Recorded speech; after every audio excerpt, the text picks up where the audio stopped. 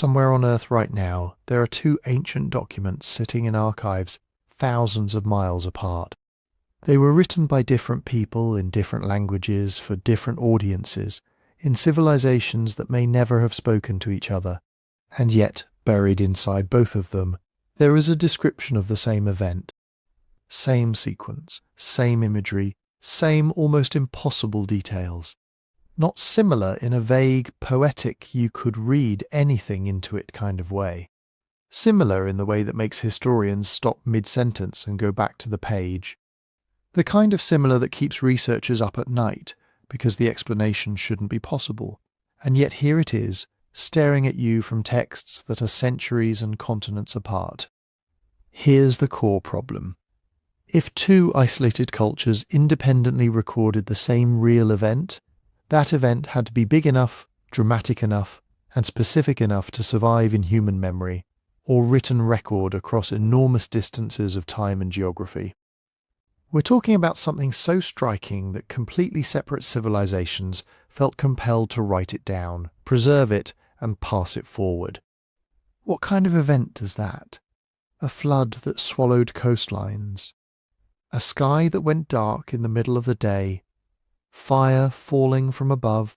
Whatever it was, the fact that two texts describe it in near identical terms either means something extraordinary happened, or something equally extraordinary happened in how these stories travelled.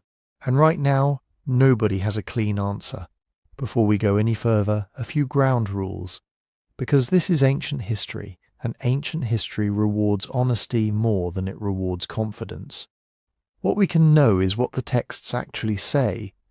What is debated is what they meant when they were first composed versus when they were copied down, and how much meaning drifts across centuries of translation. What is genuinely hard to establish is whether the original authors were recording eyewitness events, inheriting older stories, borrowing from neighbouring cultures through trade or conquest, or doing something even stranger, independently arriving at the same description of a real phenomenon because reality itself forced the same words out of them. All of those possibilities are on the table. We are going to work through all of them. Here's how this investigation is going to go. We'll meet both texts, where they come from, who wrote them, and why they survived.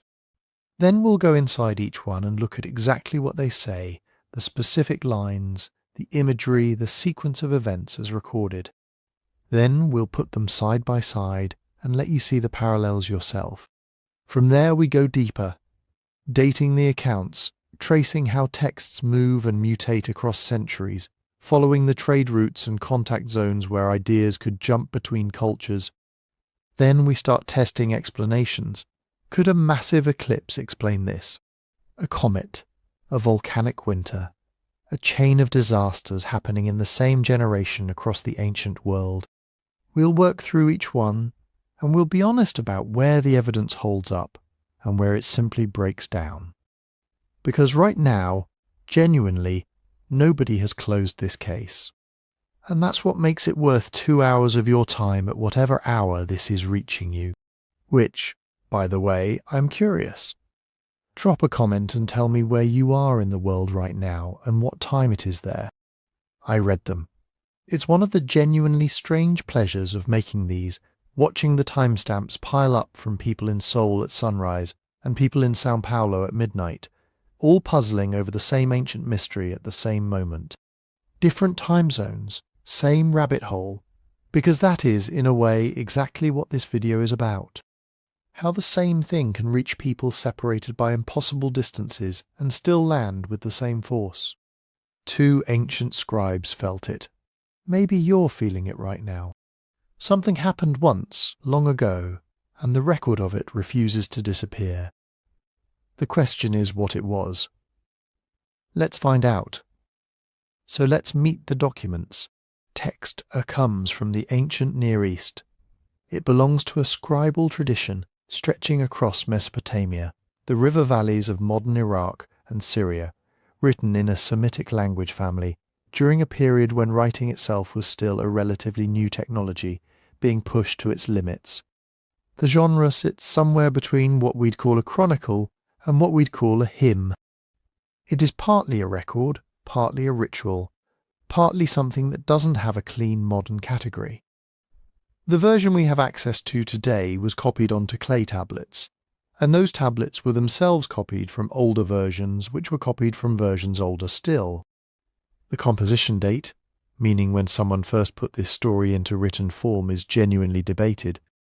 Some scholars push it back further than mainstream estimates. Others are more conservative. What most agree on is that the events being described, the actual phenomenon recorded inside the text, are presented as something that already happened, something being looked back on, not predicted or imagined. Text B comes from a completely different part of the world. Different hemisphere, different language family, different writing system, different relationship to time and to record keeping altogether. Its cultural context is one where the boundary between history and cosmology is drawn in a very different place than a modern Western reader would expect. In that tradition, an event in the sky and an event in political succession can inhabit the same sentence without contradiction, because both are understood as operating on the same register of reality. The genre here leans closer to what scholars call omen literature crossed with dynastic chronicle. It was preserved through a different mechanism than clay tablets, a different material technology, but with a similar scribal culture of faithful transmission across generations.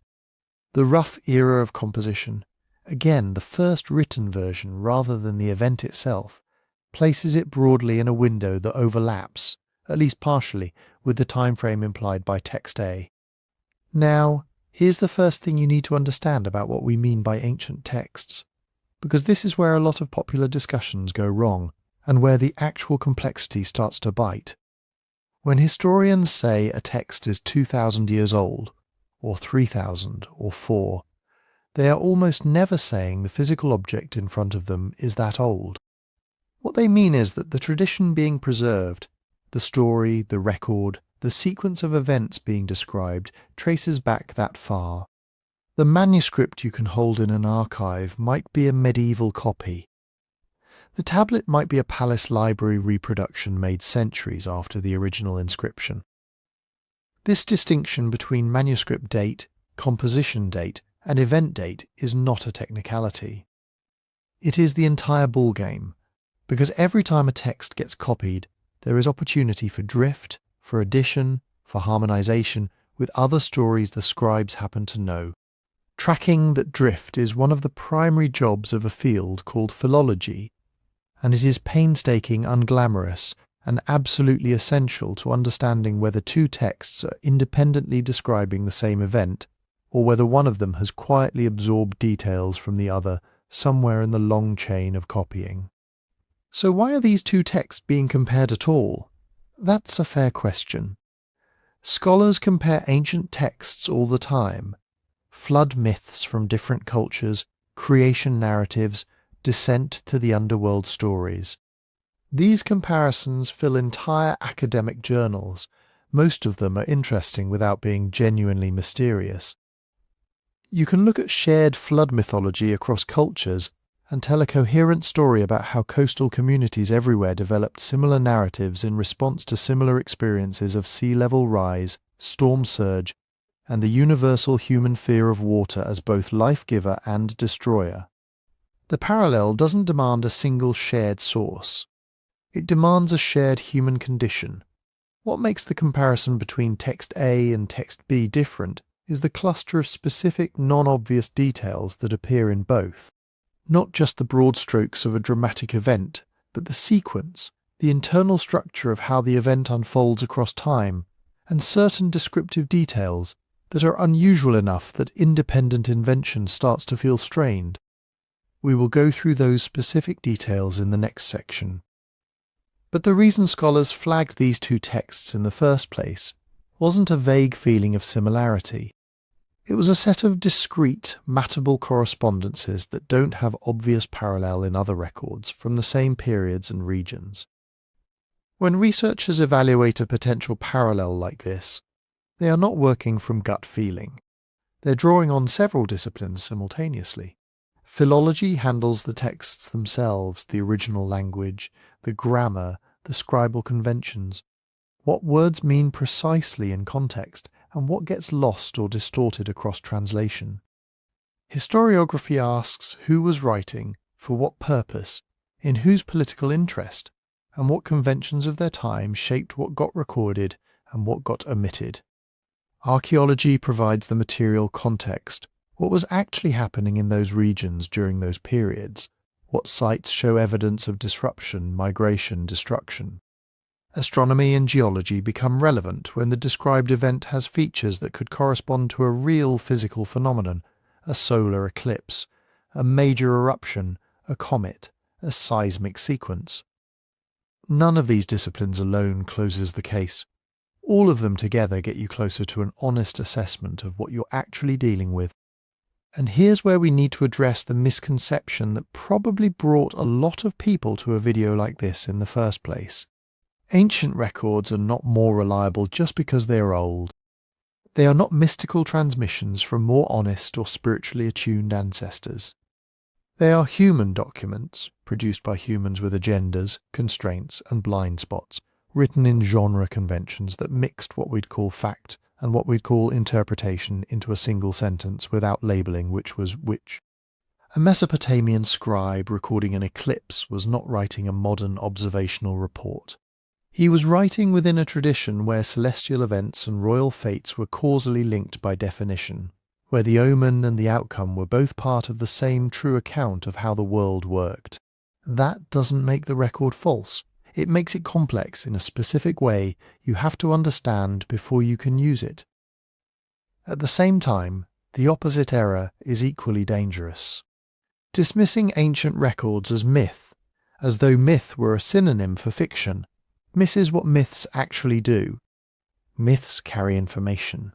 They carry it encoded in narrative and symbol rather than in the format of a modern fact sheet. But the information can still be recovered carefully with the right tools, with appropriate humility about what you're actually able to extract. Both of these texts sit in that complicated space between myth and chronicle. Both were considered by their original keepers to be authentic records of something real. Both survived because people across many generations thought they were important enough to copy, to preserve, to pass forward.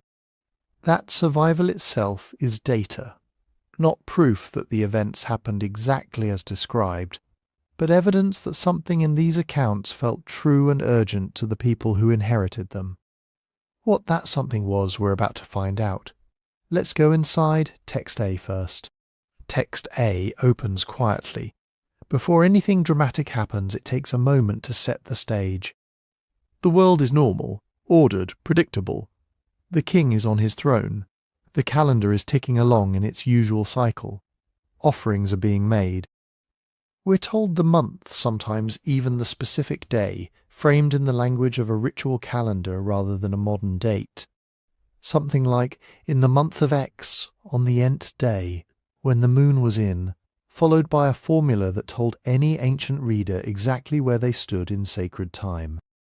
This before section matters. The text goes out of its way to say that nothing seemed wrong. The sky is described with words that mean clear, bright, without omen. The winds are ordinary. No portents are mentioned.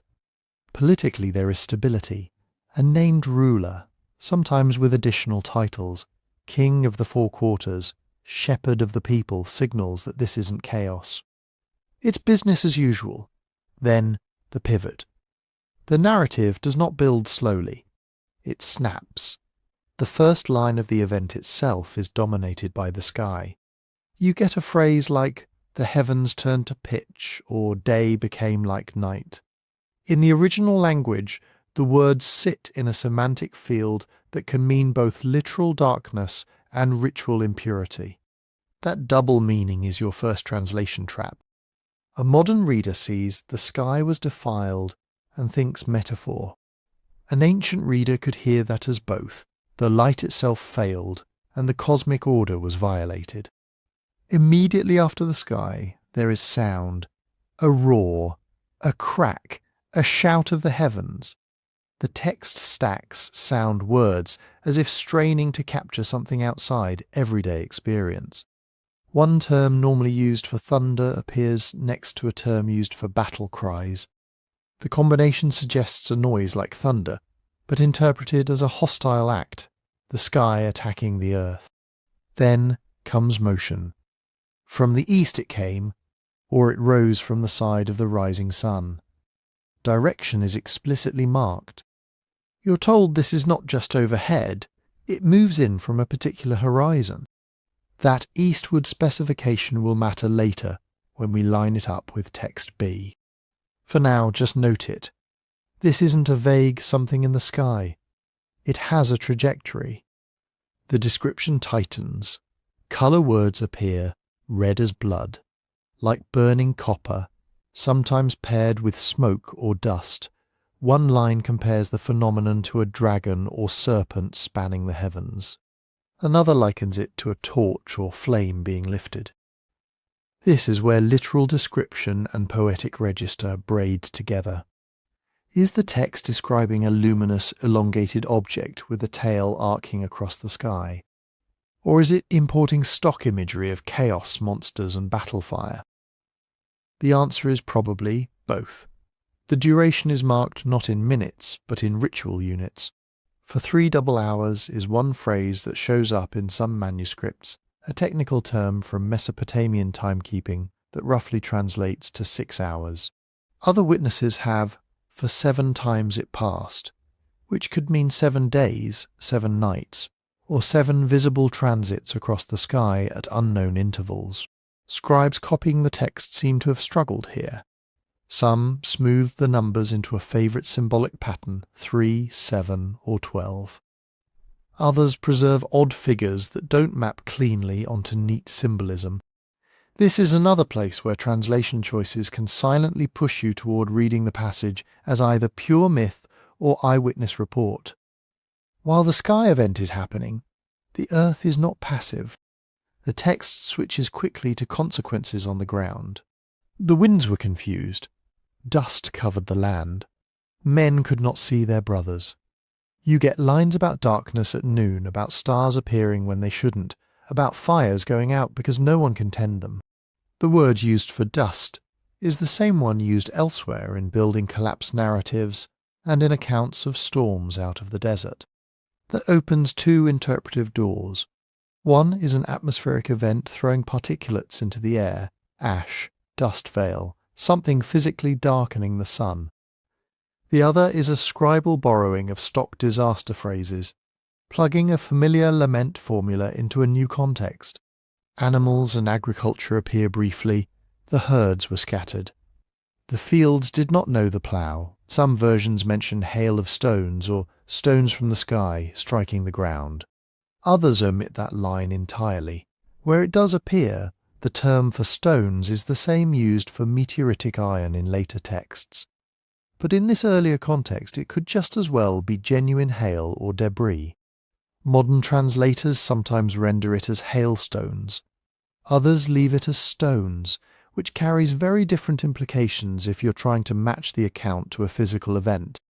Politically, the text pivots to the palace.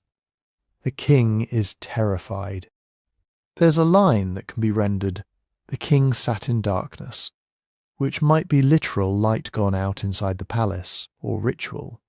He enters mourning. Court astrologers and priests are summoned. They lift their eyes to the sky, but see no signs, or their tablets give no answer. This suggests the event came outside the usual omen calendar. It did not fit comfortably into pre-existing patterns for eclipses, comets, or ordinary storms. Then, as abruptly as it began, the phenomenon ends. The roar ceased. The heavens returned to brightness. The duration is closed on that same day it departed. Yet the aftermath stretches on. For N days the smoke clung to the land. For a month the sun was weak. There are lines about harvest failures, failed offerings because sacrificial animals died, and a ritual purification of the city gates and temple entrances.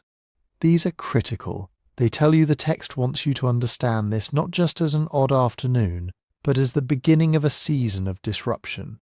calendrical markers reappear in the after section. We get references to the next new moon, the following month of planting, in the year of X, where X is sometimes a significant campaign or building project that anchors the event in a known regnal year. This is one of the few places where historians can tentatively try to pin the event to a specific range of modern dates, depending on how securely that regnal year is tied to absolute chronology. But even here, scribal copying introduces noise. Later copies sometimes swap out the original year name for a more famous one, effectively recentering the event in a different part of the king's reign. Now, the big question: what in this passage is literal description, and what is ritual or poetic overlay? Literal elements likely include the emphasis on day turning dark, the directional marker from the east, the unusual noise, the perception of red or fiery colour in the sky, and some kind of lingering atmospheric effect affecting light and agriculture. Those are the hard details that don't automatically come free with any generic disaster story. Ritual or poetic language includes the comparison to dragons or cosmic enemies, lines about the god of storms unsheathing his sword, the claim that all 4 quarters of the world trembled, or that the foundations of heaven shook. That last one could be an attempt to describe seismic shaking, or it could be stock hyperbole pulled from hymn tradition. Without parallel observational texts from the same event, it's impossible to disentangle completely. Ambiguities and translation traps lurk in small words. The verb often rendered fell, as in darkness fell, can also mean descended or was sent down, which smuggles in theology. The word for sign can mean literal celestial configuration or more abstract omen. Is the text saying no stars could be seen, or no omens could be read? One points to dense atmospheric obscuration, the other to interpretive confusion. Named places appear briefly: the city where the king rules, neighbouring regions that saw the event, rivers that ceased their brightness. These names are real, historically attested locations, not mythic geographies. But the claim that all lands experience the same darkness is almost certainly rhetorical. In the ancient Near Eastern idiom, all lands usually means all the important lands we care about. So, taken as a whole, text A gives us a sequence: a normal day, a sudden sky event from the east, marked by darkness, noise, and unusual colour, a period of confusion and fear at court, and a lingering after effect of dimmed sun and disrupted agriculture, anchored to specific months and a named royal year. Wrapped around that core is a layer of ritual theology and stock disaster imagery that both enriches and muddies the historical signal. Hold that pattern in your mind: clear sky, sudden darkening, eastward origin, roaring sound, red or fiery appearance, stones or hail, lingering haze, failed crops, terrified king, ritual response. Because when we open text B on the other side of the world, centuries and continents away, we're going to see how disturbingly familiar that pattern starts to look. Text B does almost the opposite of text A in how it opens. Where text A takes its time with calm normalcy, text B begins with pressure. The before is not peaceful. It's tense. The first lines are about unrest. There is already drought, or at least anxiety about rain. The rulers are arguing, or a dynasty is described as diminished. You get phrases like, the hearts of the people were dry, or the land groaned. One key line notes that omens had been many, that eclipses, unusual stars, or strange births had been piling up. In other words, the world of text B is primed for something bad. It's not order suddenly broken, it's a crisis moment waiting for a trigger. The sky at first is not called clear. Instead, it's heavy, burdened, thick with cloud, depending on how you translate. There is already an atmosphere of expectation. Priests or diviners are watching the sky, not because something has happened, but because they think something is about to. Then, as in text A, the pivot comes sharply. There is a line most translators render as "the sun stood still," "the sun did not move," or "the sun was halted." That one phrase has fueled libraries of commentary. Grammatically, the verb can mean to stop, to be restrained, or to be obscured. Is the text saying the sun literally stopped its motion, or that its progress across the sky was hidden, as if behind a veil? Immediately following that, the text describes a change in light. But unlike text A's day became night, text B's core term is closer to pale, faint, without strength. One possible translation is the sun became sick. That's very different imagery. Instead of a switch from full light to total darkness, you might be looking at a slow, eerie dimming, a weakening of daylight, so that shadows blur and boundaries fade. It's still cosmic disturbance, but with a different flavour. Direction appears again, but shifted. Text A gives you a clear from the east. Text B marks the phenomenon in relation to the zenith, at its height, when it was at the crown in the middle of the sky. There are later lines that mention a burning in the west or a redness toward the setting place, but the initial focus is on the sun at midday. No horizon, no rising. It's arrested in its path overhead.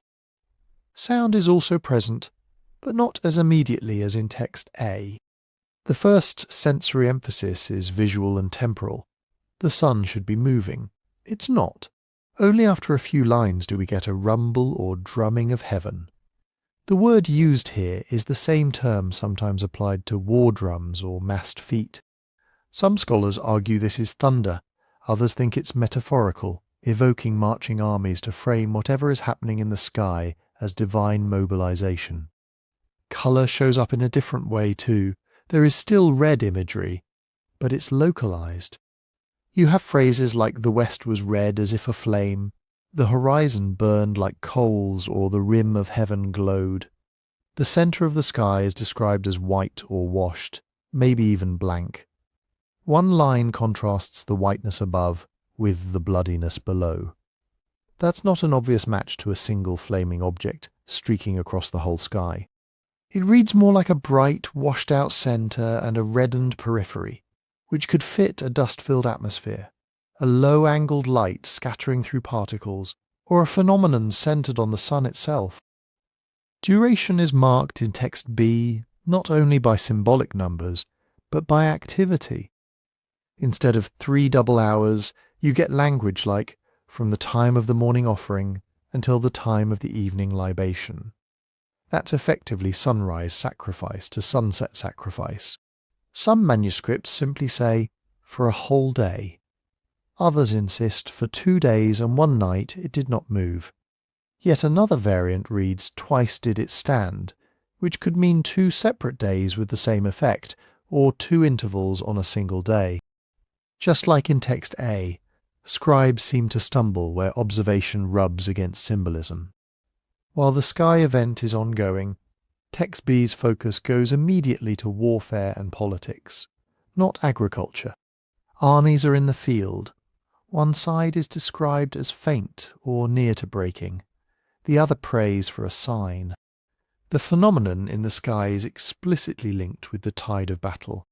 When the sun stood, their heart stood, or when its path was held, their enemy was held. Here causality is framed as divine intervention. The cosmic event is not just strange weather, it is the god taking sides. This is a huge difference from text A. In text A, priests are baffled. The event does not fit their omen book. In text B, the text can't stop reading it as omen. The verb to send appears repeatedly. The god sent a sign, he sent darkness, he sent fear into them. The cosmic disturbance is a message, and more than a message, it's a weapon deployed on behalf of a particular king or people. On the ground, the consequences are described in personal tactical terms rather than broad ecological ones. Instead of "men could not see their brothers generically," you get "they could not see the way of flight, their eyes were confused, they stumbled upon their own ranks."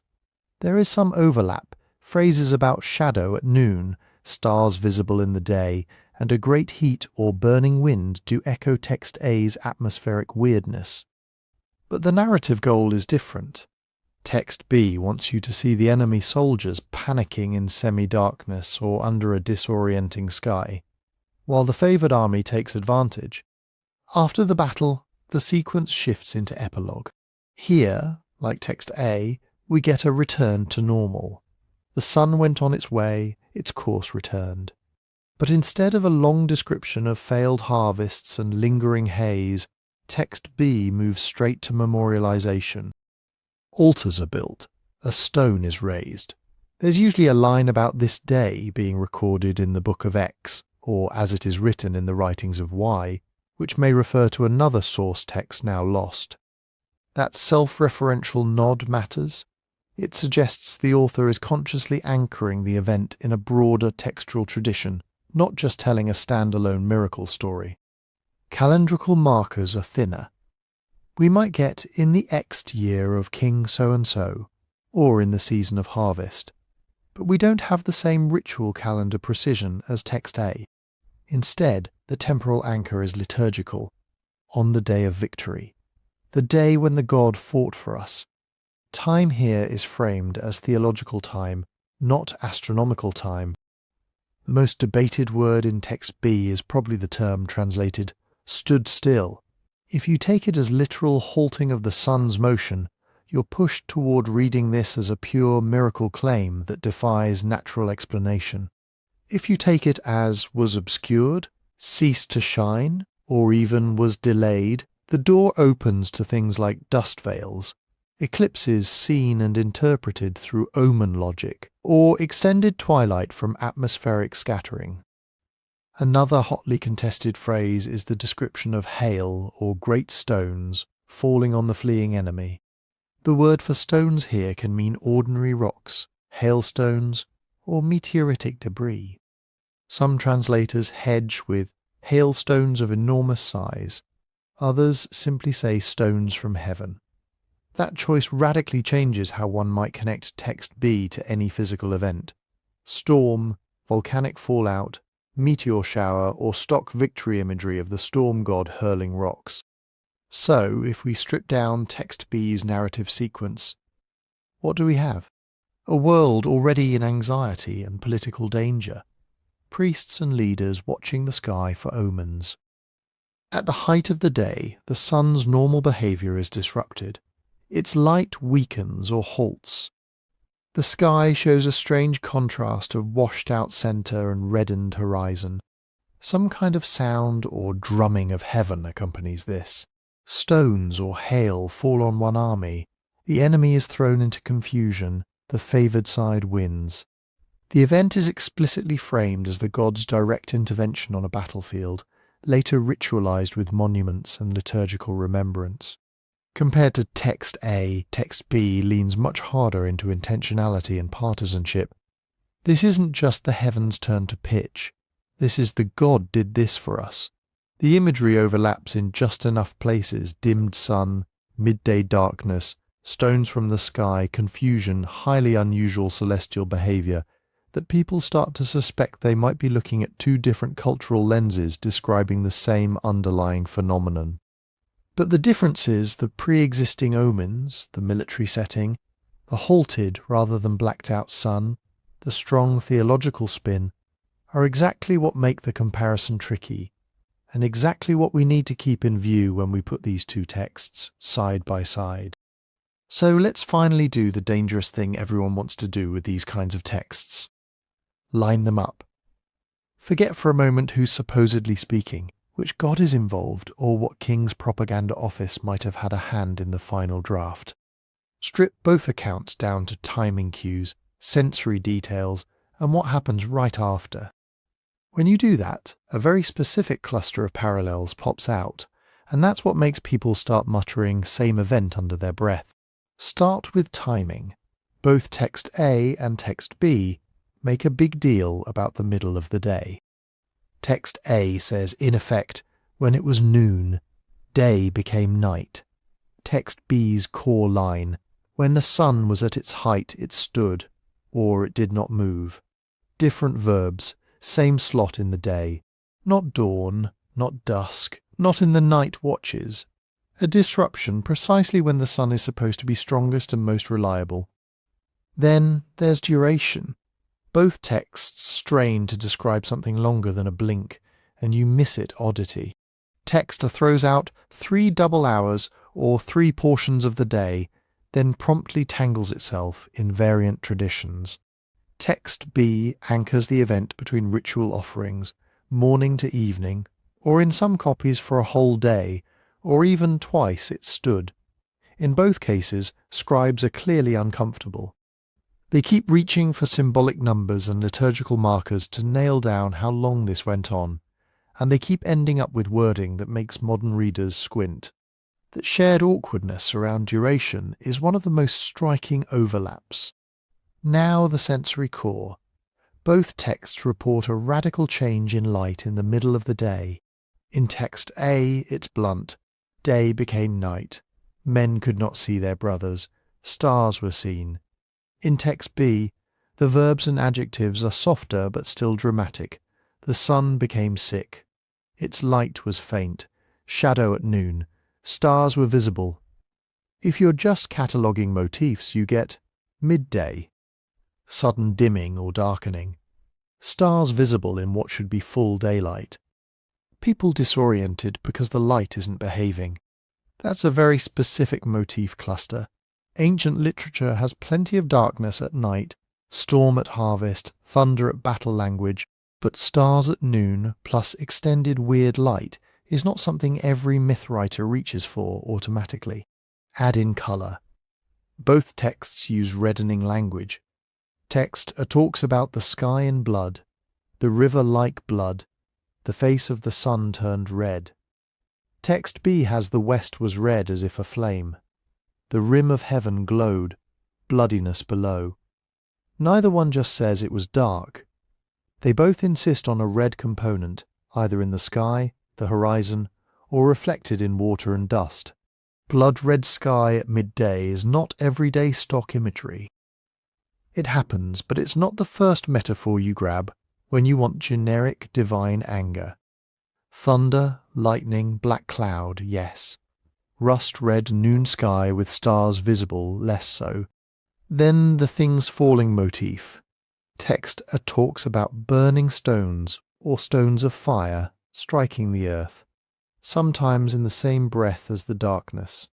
In a few copies the phrase is tied to fire that ran along the ground. Text B gives you great stones from the sky, stones of the god, or hailstones of great size, hitting the fleeing army. In both you have an atmospheric disturbance linked narratively to solid objects falling from above, framed as weapons in the hands of a deity. Again, thunderbolt and hailstorm imagery are common. But stones from the sky, in the context of a daytime sky gone wrong, is a more specific combination. Finally, the immediate aftermath. Both texts insist on a return to normal celestial behaviour. Text A. The sun returned on its way, the heavens cleared, followed by a description of lingering environmental effects, failed harvests, haze, famine. Text B. The sun went on its way. Its course returned, followed by monuments, altars, and liturgical remembrance. In both cases, the cosmic disruption has a clear on-off. Things are ordinary, then not, then restored. The disruption is not just another storm, it's a punctuated event. When you stack it like that, midday, long abnormal light, stars visible, red sky, stones from the sky, on-off switch, you can see why some researchers feel like they're looking at 2 camera angles on the same physical phenomenon. But now we have to cool down and peel apart what's actually impressive here, and what could just be the ancient literary equivalent of recycled special effects. Some of the overlaps belong to what you could call generic apocalypse language. Any culture with omen lists and storm gods is going to reach for certain motifs. The god darkens the day, thunder rolls like battle drums, hail or stones strike the enemy, the wicked are confused, the righteous are saved, and then the world goes back to normal. Those are plug-and-play images. You see them in Mesopotamian omen tablets, Egyptian hymns, Israelite prophecy, Hittite battle accounts. They're the narrative toolkit for divine intervention 101. So, darkness in the day. Not rare as a metaphor. Hail or stones from heaven during battle. Also not rare. Thunder described like marching feet. Very common. A god sending fear or sending confusion on enemies. That's baseline. What starts to look less generic is the specific combination and the way it's constrained in time. Historians sometimes talk about a rare combination test, even if they don't always call it that. A single motif, darkness at noon, red horizon, hail on enemies, doesn't tell you much. You can find each of those almost anywhere. But if two independent texts share a cluster of motifs that individually are uncommon and jointly even more so, and if they line up in sequence, then eyebrows go up. So in this case, the candidate rare combination would look something like midday explicitly marked as the moment of disruption. A prolonged, not momentary, weakening or loss of sunlight. Stars visible during that same period. Abnormal colour, red or blood-like associated with the sky or horizon. Stones, hail or fiery stones falling during or immediately after the light anomaly. A clear and then it stopped. Restoration of normal solar motion. If all of that genuinely appears in both texts, in roughly that order, and if the phrasing isn't obviously dependent, like one text literally quoting the other, then you might have something historically meaningful. Not proof of same event, but a signal worth taking seriously. The problem is that humans are pattern-seeking animals, and confirmation bias loves this kind of exercise. Once you've decided, even tentatively, that text A and text B might describe the same thing, your brain starts highlighting every overlap and quietly downgrading every mismatch. You lean toward translations that make them look more similar. You pick manuscripts whose wording fits your hypothesis. You circle stones from heaven in both and ignore the fact that one clearly describes agricultural collapse while the other is fixated on a single battle.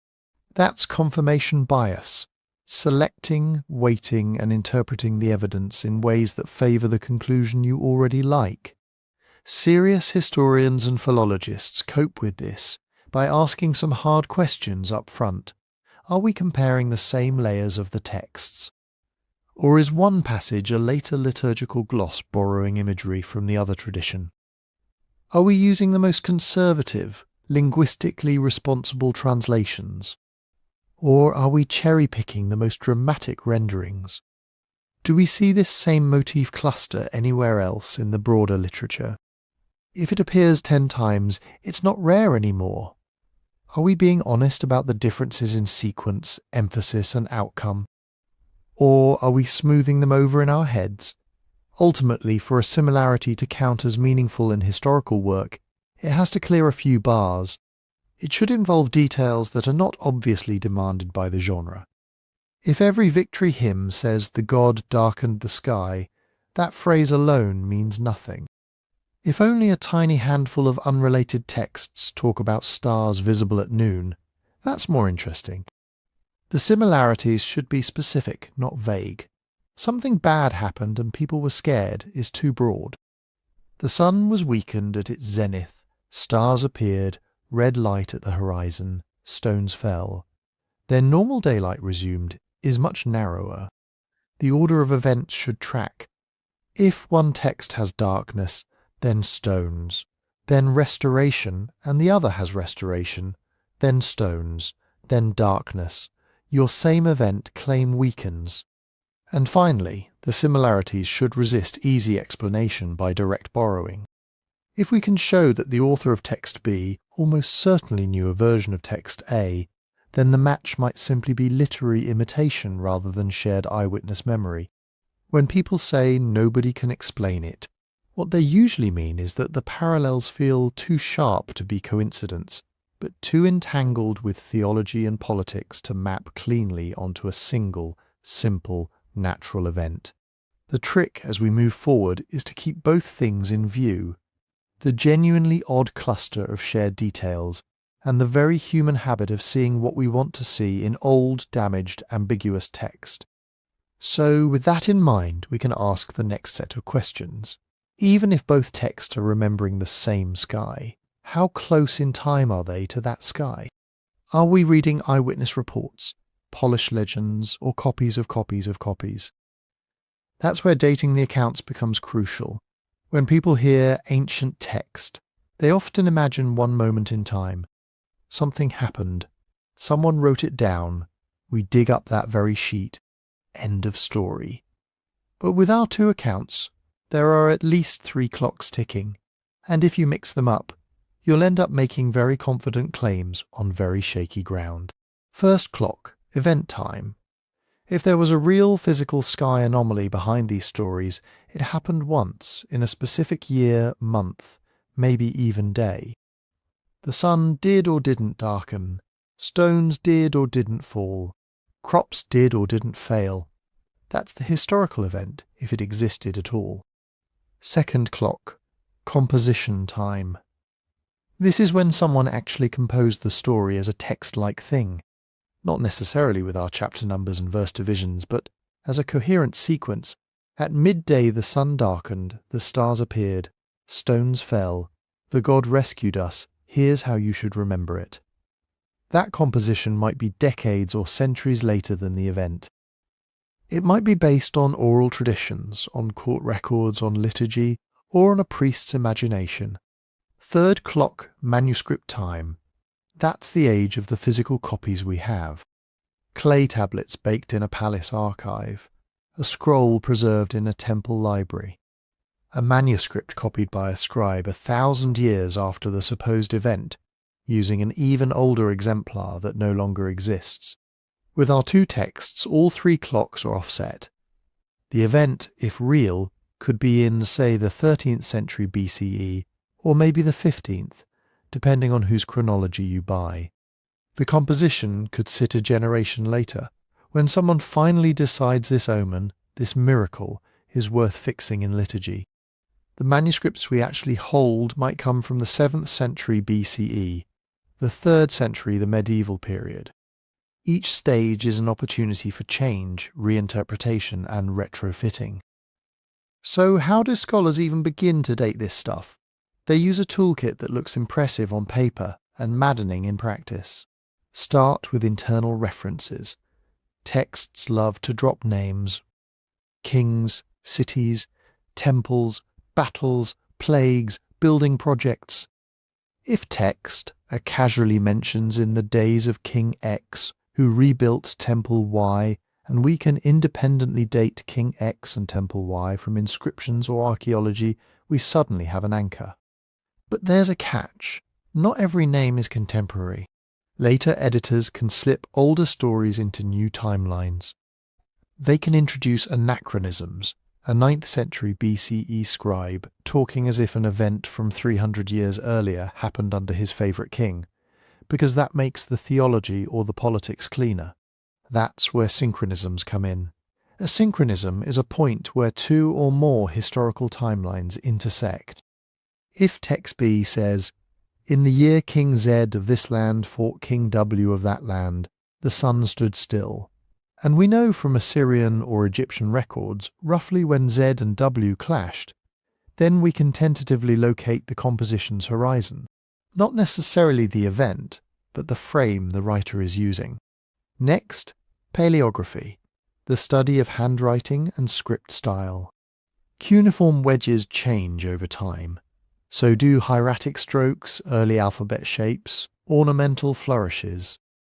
Scribes are surprisingly consistent within errors, and specialists can often say, this script style belongs somewhere between this century and that century. But remember, paleography dates the copy, not the story.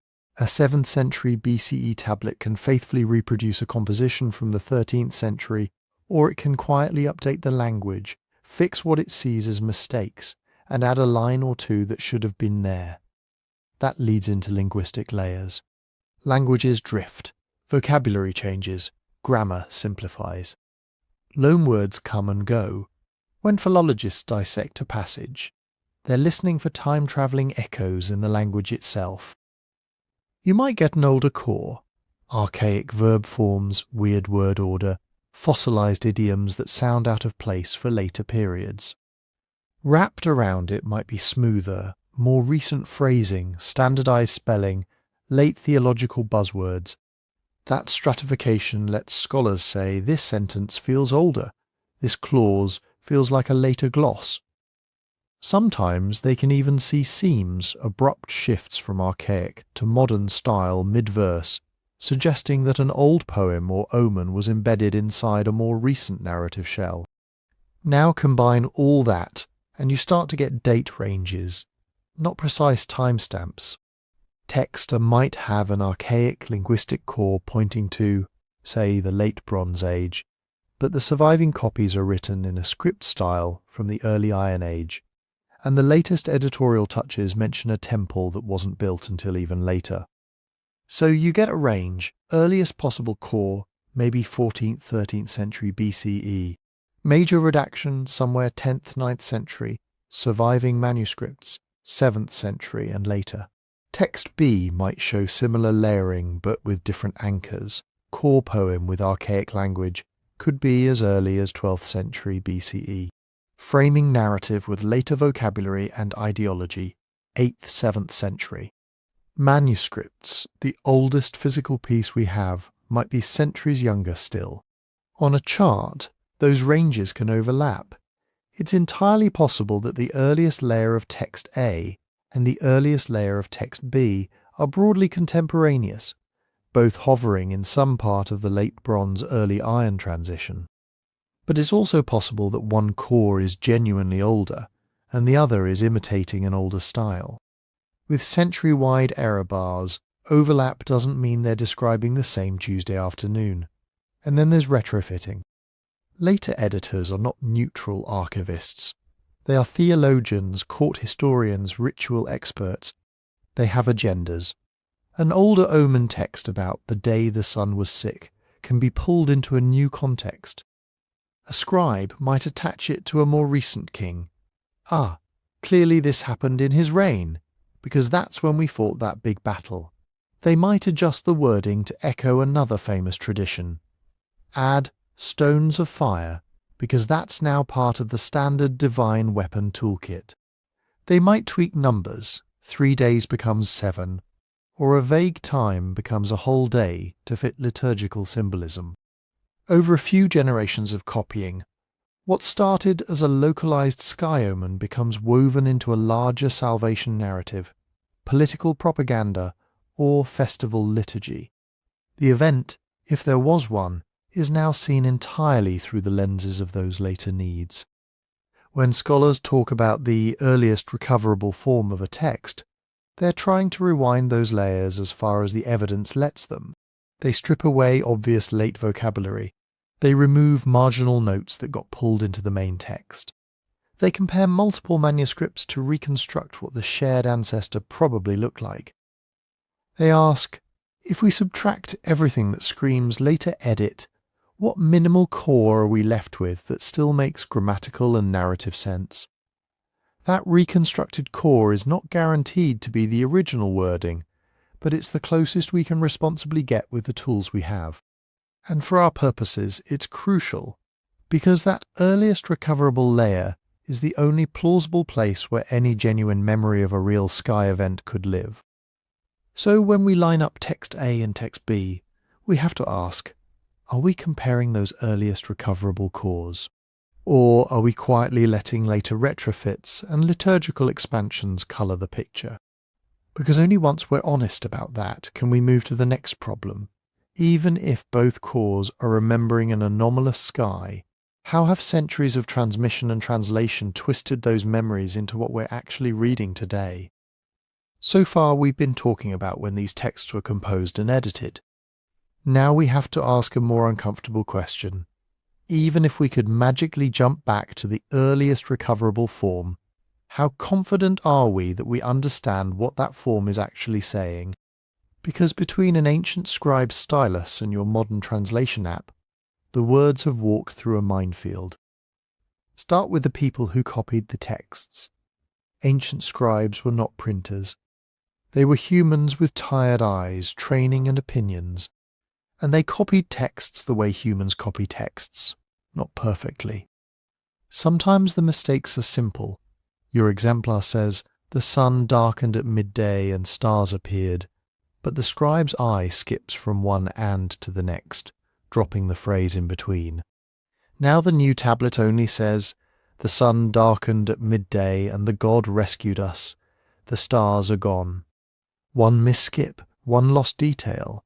Other times it's the opposite. Harmonization. The scribe knows another famous story where the sun stood still. He's heard it in temple recitations his whole life. He gets to the line in front of him. "The day was long and bright" was something, and his brain quietly nudges the wording toward the familiar formula. Without meaning to falsify anything, he fixes the line so it sounds right to his ears, right to his tradition. Then there are marginal notes. A teacher explains to an apprentice, when it says stones of fire, it really means hailstones. The apprentice writes that gloss in the margin, i.e., hail. 200 years later, a different scribe working from that copy isn't sure what's main text and what's explanation. To be safe, he copies both into the line. Stones of fire, that is, hail, fell from heaven. A parenthetical that started as one person's comment has become canonical. Multiply this by centuries of copying, accidental omissions, doublings, clarifying additions, euphemisms where an earlier version was blunt, harmonizations with other famous stories. Bit by bit, the edge of the original language blurs. And for our purposes, here's the key. Most of those tiny shifts are not random. They push the text toward what later readers already expect to see.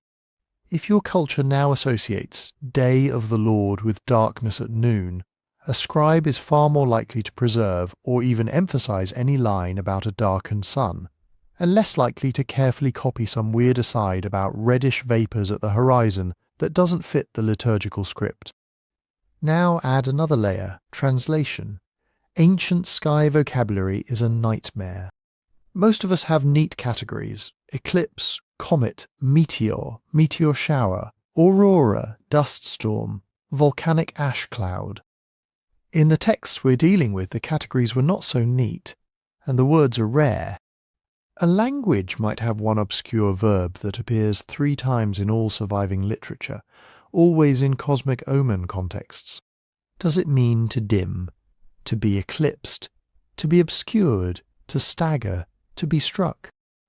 Philologists argue about it because they have so few data points. You see a phrase like "the star with a tail crossed the sky." We'd love for that to be a technical term for comet. But what if the underlying word just means hairy or smoking? Is that comet, meteor train, volcanic plume, cloud lit by the setting sun? Another text might say, "the heaven burned like copper." Is that aurora? A dust veil at sunset, an enormous wildfire throwing smoke into the upper atmosphere? A volcanic eruption? Or is it just poetic hyperbole after a bad thunderstorm? Translators are forced to pick. If a modern edition renders a rare word as comet, you immediately see a match in another text that also mentions a comet. But if we go back to the original languages, both may only say something like star of omen or wandering star or blazing sign. The apparent precision is coming from the translator, not the tablet. This is how a single word choice can create the illusion that 2 texts are describing the exact same phenomenon.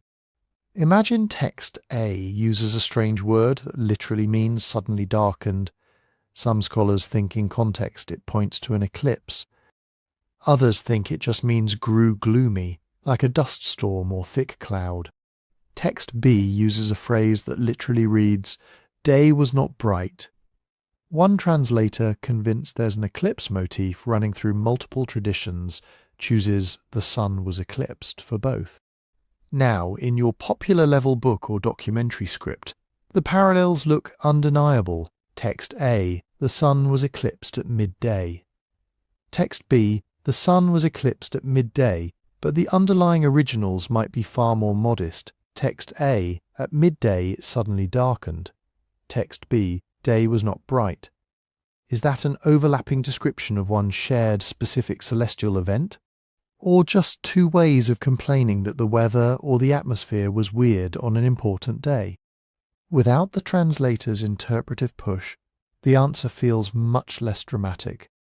The same problem crops up with words for stones of fire, arrows of the god, fiery rain. Are those meteors, volcanic bombs, hail in a storm with lightning, symbolic weapons in a battle story? The genre matters. This brings us to metaphor versus reportage. Modern readers often assume that if a text describes weird stuff in the sky, it must be reporting an observation. But ancient writers were just as comfortable using cosmic language metaphorically. The heavens shook might be an earthquake, but it might also be political collapse. The stars fell could be a meteor shower, or it could be the downfall of kings and nobles who were commonly called stars in royal ideology. If text A is an omen list written in a technical style, if X happens in the sky, then Y will occur on Earth. We're closer to reportage. Somebody was trying to catalogue actual observed patterns, even if they misunderstood the physics. If text B is a victory hymn, the Lord made the sun stand against our enemies and hurled stones from the heavens. We're much deeper in the realm of metaphor and theology. The writer may be weaving older stock imagery into a new narrative, not preserving meteorological field notes. Genre expectations bias the whole chain. A scribe copying an omen list will tend to preserve odd sky details even if he doesn't understand them, because the weirdness is the point. A scribe copying a liturgical poem might simplify or standardize the imagery to match the community's theology. A modern translator of a prophetic book, primed to see cosmic portents as literal, may lean into physical-sounding language. Another translator, more literary in outlook, might render the same phrases as metaphor. Same original, different translations, different implied realities. So what do you do with that as a reader? One of the most underrated tools in this whole debate is simply comparing multiple translations side by side.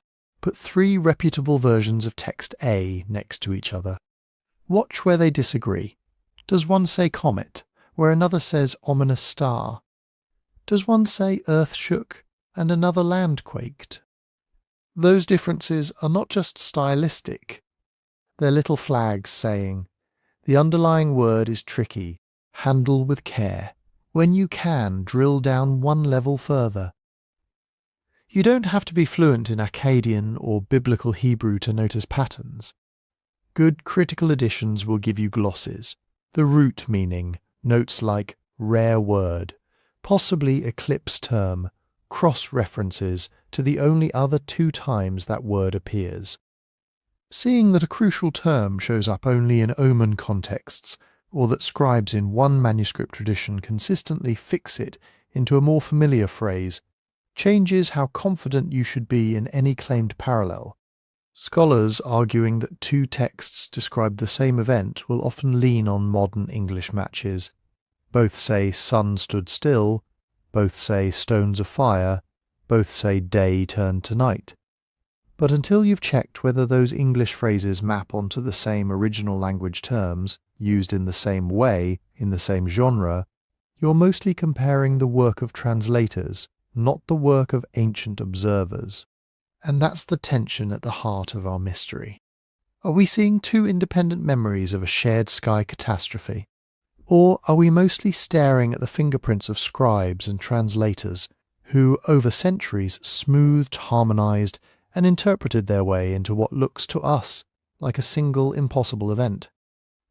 To get closer to an answer, we have to widen the lens even further.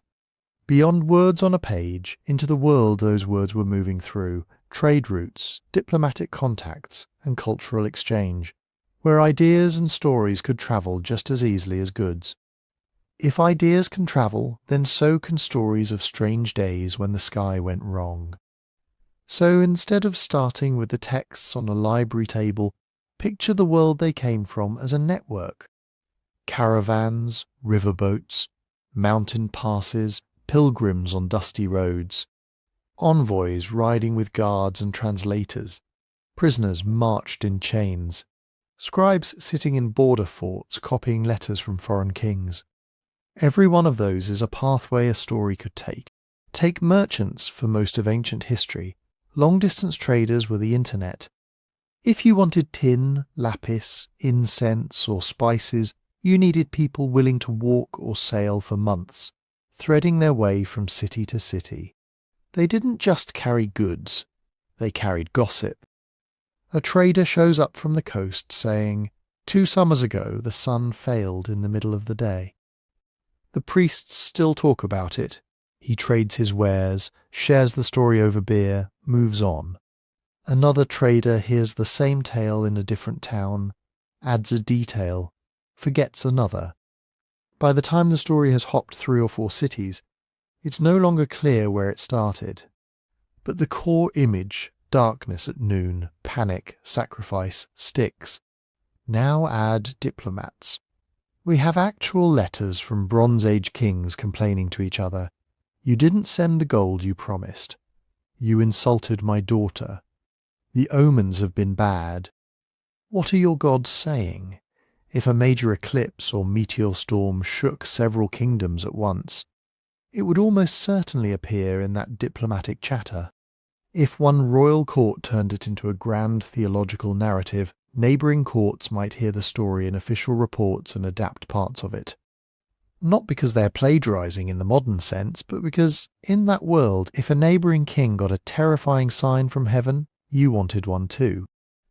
You didn't want to be the only ruler whose god was apparently napping. Then there are captives and deportees. Empires loved moving people around. Conquer a city. You don't just loot it. You take elites and artisans and resettle them in your heartland or some other frontier. Those people bring their language, their gods, their memories. A priest who lived through a terrifying sky event in his homeland might end up serving in a foreign temple decades later. He retells the old story, but now he has to translate it, literally and culturally, into a new religious vocabulary. Their storm god darkened the sun becomes our God showed his power, or the great Lord of heaven turned day into night. Same memory, new theological coat of paint. That's direct borrowing at the level of content, but influence can be much subtler. Sometimes texts borrow not the story, but the structure.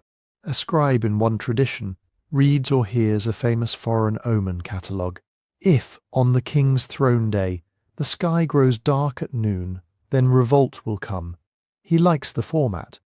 Later, when he's composing in his own language, he uses the same if-then pattern, the same sequence of cosmic signs, but fills in local deities and royal titles. Now you have 2 texts, maybe centuries apart in different languages, both saying, on a crucial royal day, the sun darkened, stars appeared, stones fell from heaven. The parallels look overwhelming. But are they eyewitness reports of one shared catastrophe? Or are they both plugging into a widely shared bad omen for kings template? Scholars usually talk about 3 main kinds of influence. 1. Direct borrowing. Text B literally knows text A, or knows a close version of it. A scribe, priest, or storyteller takes an older story and retells it almost line for line in a new setting. Evidence for this would be very specific. Loanwords are a big one. If a rare technical term from language X suddenly appears in language Y only in this story, that's a red flag. Why is a foreign word for, say, eclipse sitting in the middle of an otherwise native sentence? Another clue is identical phrasing. Ancient poetry often works with stock formulas. But when you see an unusual sequence of words, in the same order, describing the same sequence of events, sun darkened at midday, stars shone, stones of fire fell, across two cultures, borrowing jumps way up in probability. You also look at narrative structure. Does text B follow the same beat-by-beat progression as text A? Priests convene, sacrifice is offered, king is afraid, sky sign appears, enemies are defeated.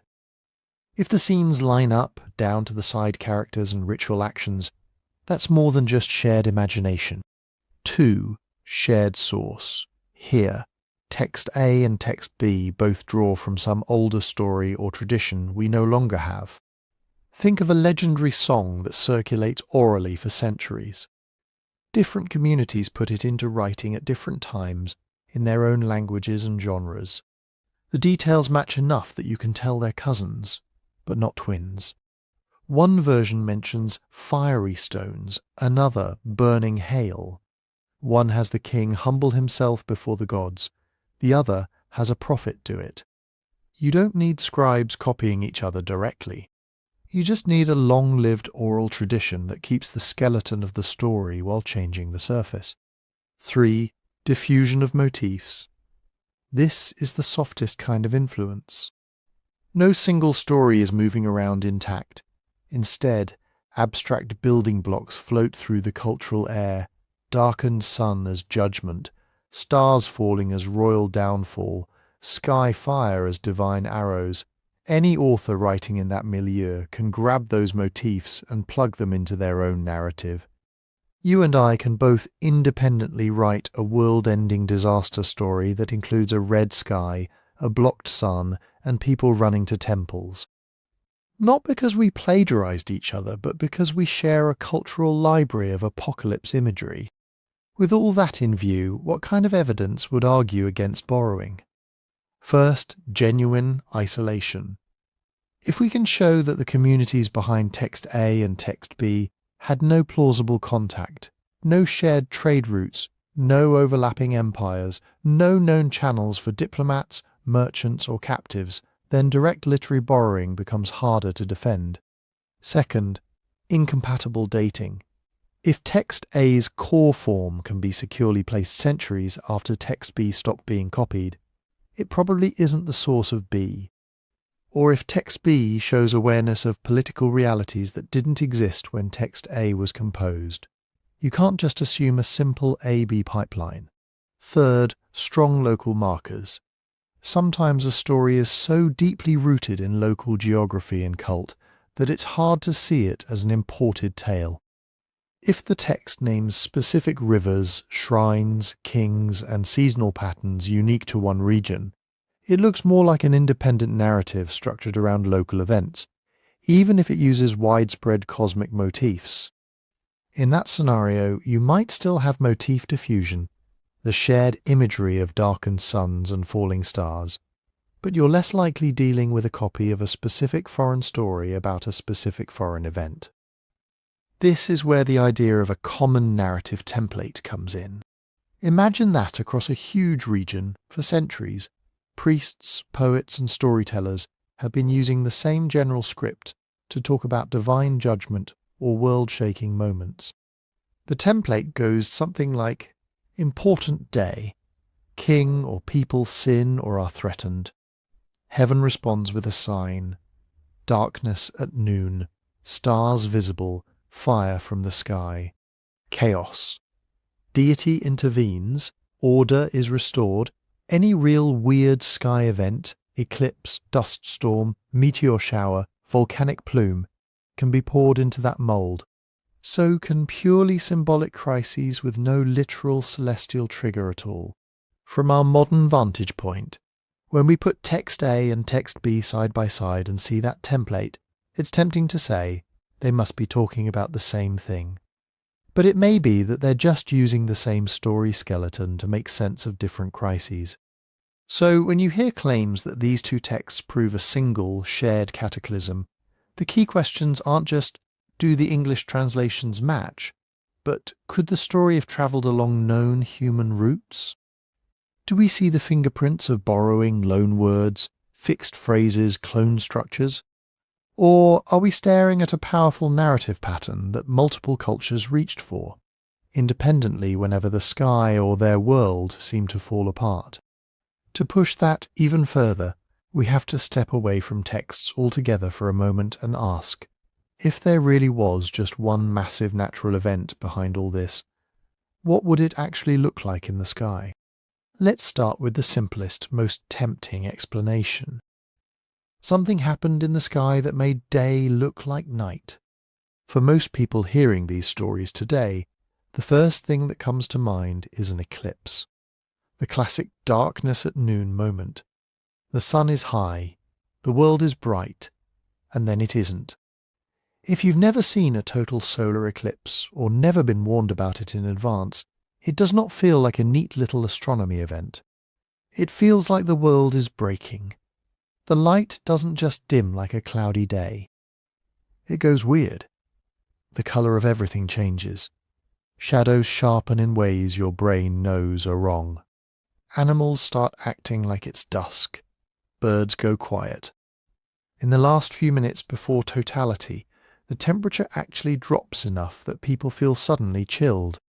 Then, in that narrow path on the ground where the moon covers the sun completely, the disk of the sun vanishes. The sky goes dark enough that bright stars and planets appear.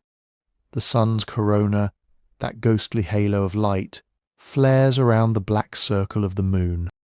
If you're standing there with no idea what an orbit is, no concept of celestial mechanics, it looks like a cosmic attack. The sun is being eaten. The sun is being extinguished. The sun god has turned his face away. Ancient descriptions match that emotional punch. Texts from Mesopotamia, China, Greece, you name it, talk about the sun being devoured, disappearing, failing in the middle of the day. Priests rush to perform emergency rituals. Kings put on sackcloth. Armies hesitate to move.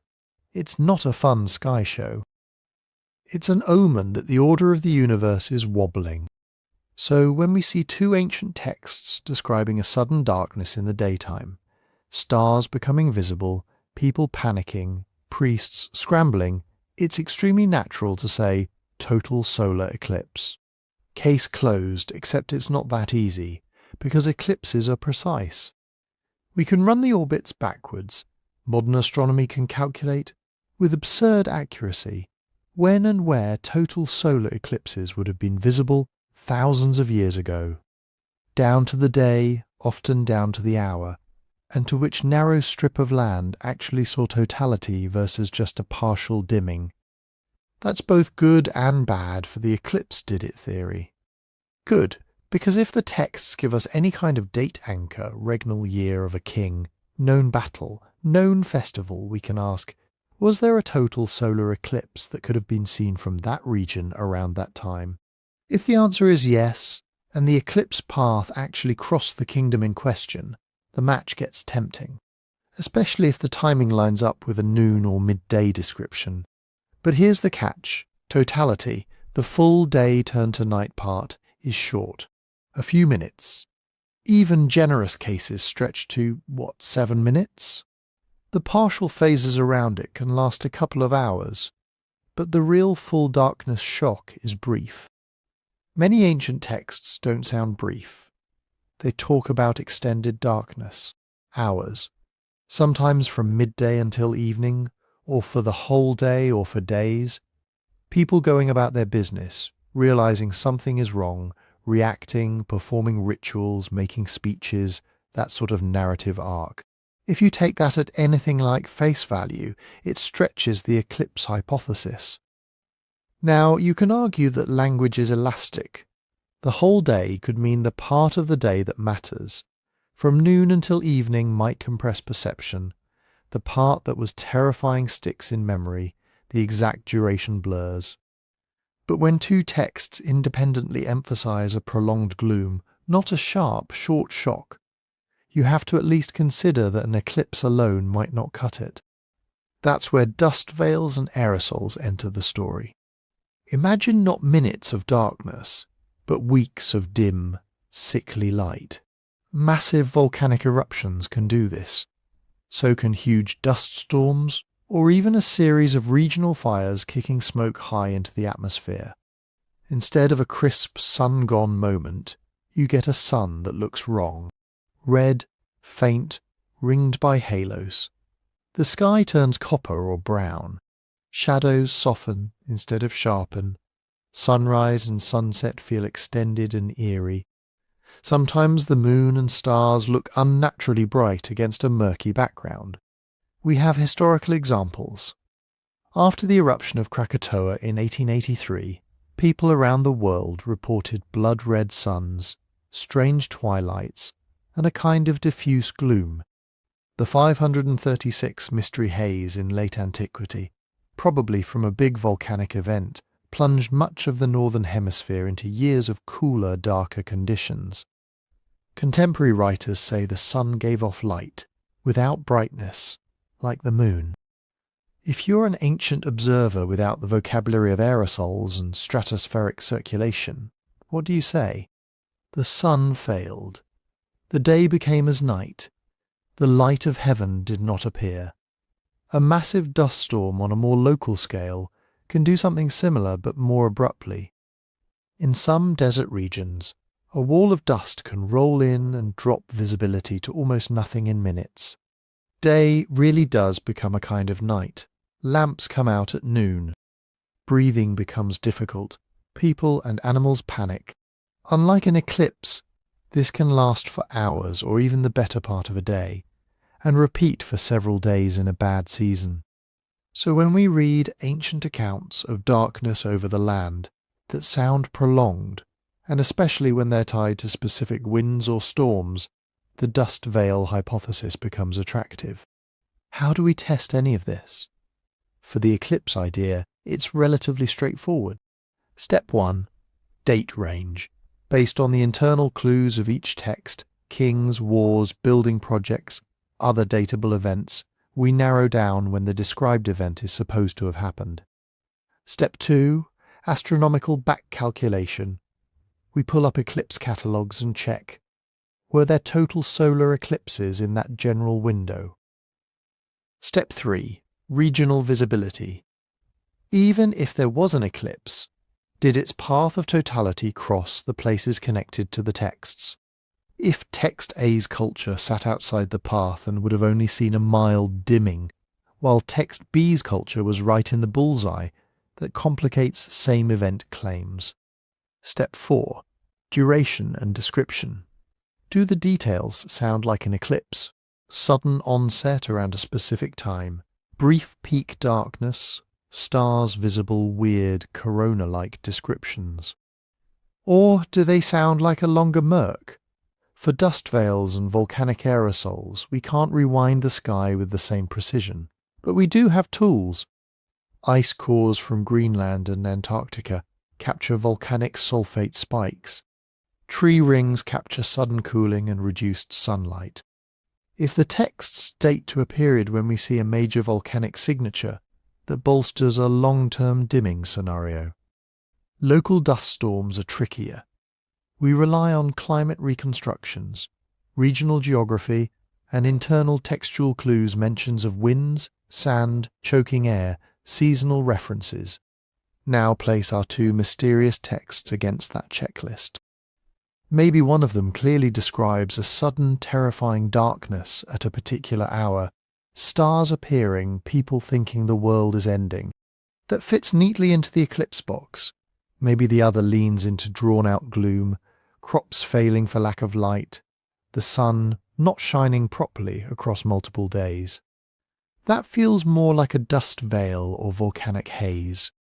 If both are allegedly talking about the same event, that mismatch matters. You can try to harmonize them. Maybe an eclipse occurs during an already gloomy volcanic period, and the combination gets mythologized. Maybe one text telescopes years of bad light into a single symbolic day. But the more gymnastics you need, the weaker the straightforward same sky, same moment claim becomes. And then there's one more complication. Ancient writers use eclipse language metaphorically all the time. In political propaganda and prophetic literature, the sun darkened can mean the king died, the dynasty fell, the gods turned their favour away. Stars falling can signify nobles losing power. The moon turning red can mark bloodshed or civil war. You don't need a literal astronomical event at all. You just need a crisis that felt like the world's light went out. So when a royal inscription says, "On the day the sun failed, my enemies were crushed," are we reading an eyewitness report of a solar eclipse? Or a poetic way of saying, "Everything changed and I survived to tell it"? When two texts in different cultures both say, "The day turned to night and the order of the world trembled," they might be pointing to the sky. They might also be pointing to a throne room. To untangle that, we have to look for details that are hard to fake metaphorically. Timings, directions, specific atmospheric effects, references to actual stars or planets. If those line up with what we know about real eclipses or dust veils, the natural phenomenon hypothesis gets teeth. If they don't, if the language stays at the level of cosmic drama and royal fate, then we may be dealing with something else entirely. Which brings us to another family of sky events that ancient people feared, recorded and mythologized just as intensely, not the sun going dark, but the sky catching fire. When ancient people said the sky was burning, they weren't talking about a poetic mood. They were usually reacting to something very real streaking over their heads. Let's unpack what that might have been. Start with comets. A bright comet doesn't look like a star that forgot how to twinkle. It looks wrong. It looks alive. The head, or coma, can be fuzzy, almost like a small cloud with a glowing kernel in the middle. Trailing behind it, sometimes stretching across a huge fraction of the sky, is the tail. In a really spectacular comet, you can walk outside night after night and see this ghostly spear of light pointing away from the sun, drifting slowly against the stars over weeks or months. If you have no idea what gravity is doing up there, that slow movement is unsettling. This is not a fixed point of order like the normal stars. It's invading the sky. It has length, shape, direction. It changes. That's why so many ancient cultures called comets hairy stars or broom stars or tailed stars. In China, we have detailed catalogues of broom stars appearing in specific constellations. In the Greco-Roman world, a comet might be a hairy star or a torch. In Mesopotamia, omens talk about stars with tails like a scorpion or like smoke. Hair, brooms, torches, snakes, scorpions. People are groping for language to describe the same basic thing. A bright, structured light with a trailing, wispy extension. Now layer in meteor storms. Under normal conditions, you go out at night, and if you're lucky, you might see a few shooting stars an hour. Tiny grains burning up high in the atmosphere, leaving brief streaks that vanish in a heartbeat. But every so often, Earth ploughs through a denser part of a debris stream left by some long-dead comet, and the sky rate goes insane. Instead of a few per hour, you might see dozens per minute. In extreme historical meteor storms, observers report hundreds, even thousands of meteors per hour. When that happens, it doesn't feel like stars. It feels like arrows, spears, swords. They seem to streak from a single point in the sky, the radiant because of perspective, the same way railroad tracks appear to converge. To a watcher on the ground, that point can feel like a portal, a wound in the heavens spraying fire.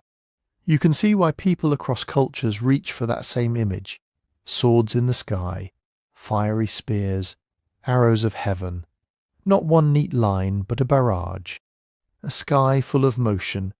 And sometimes it's not just visual.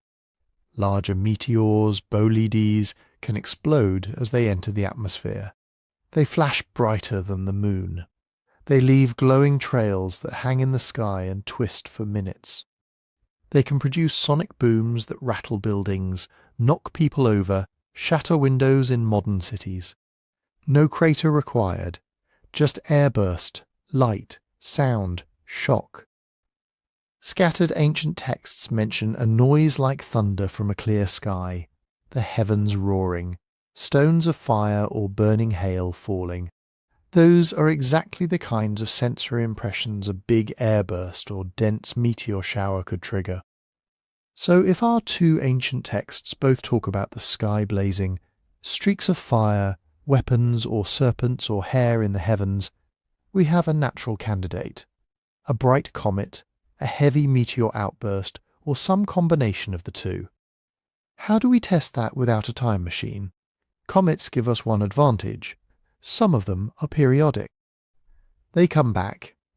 Halley's Comet, for example, has been a recurring omen machine for thousands of years. Babylonian astronomers recorded it.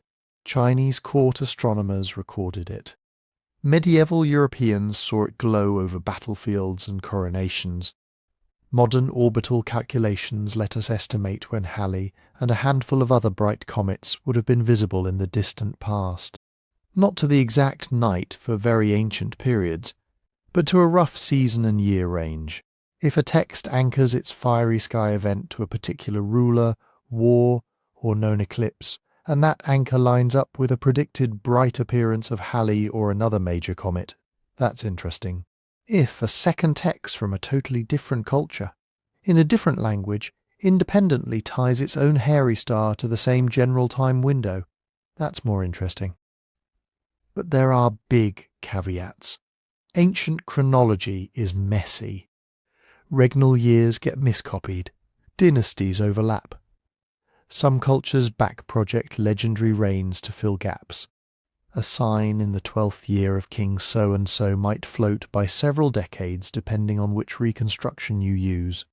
And comets that are not strictly periodic, once in a millennium visitors or very long period ones, are essentially impossible to back-calculate precisely without much better ancient observational data than we usually have.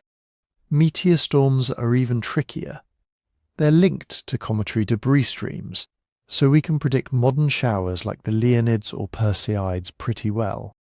But the intensity can vary wildly from century to century as the debris clouds shift and disperse.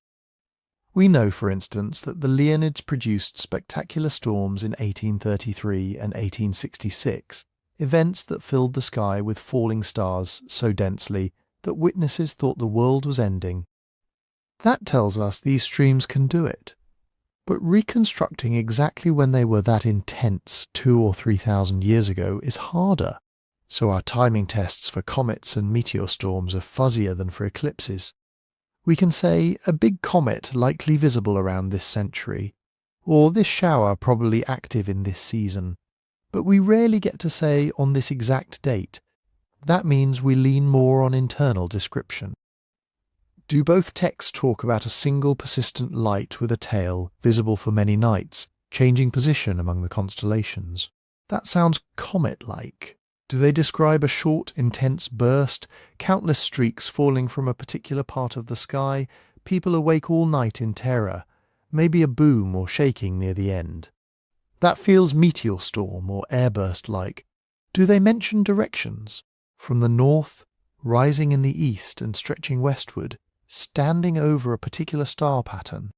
Those details can sometimes be compared across cultures to see if both are plausibly watching the same geometry. Then there's the human reaction.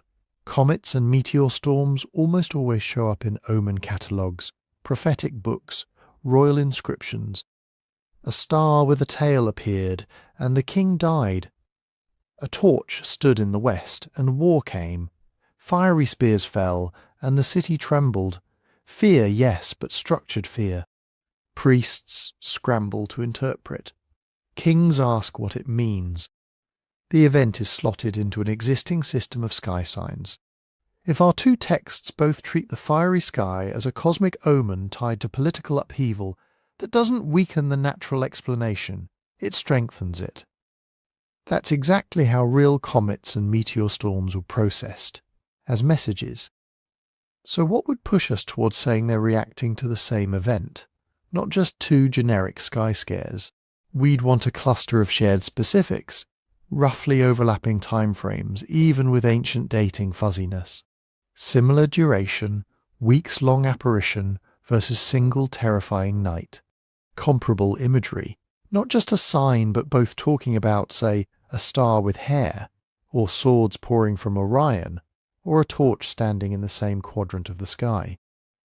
Ideally, we'd also see a pattern of knock-on effects that match what such phenomena can actually do.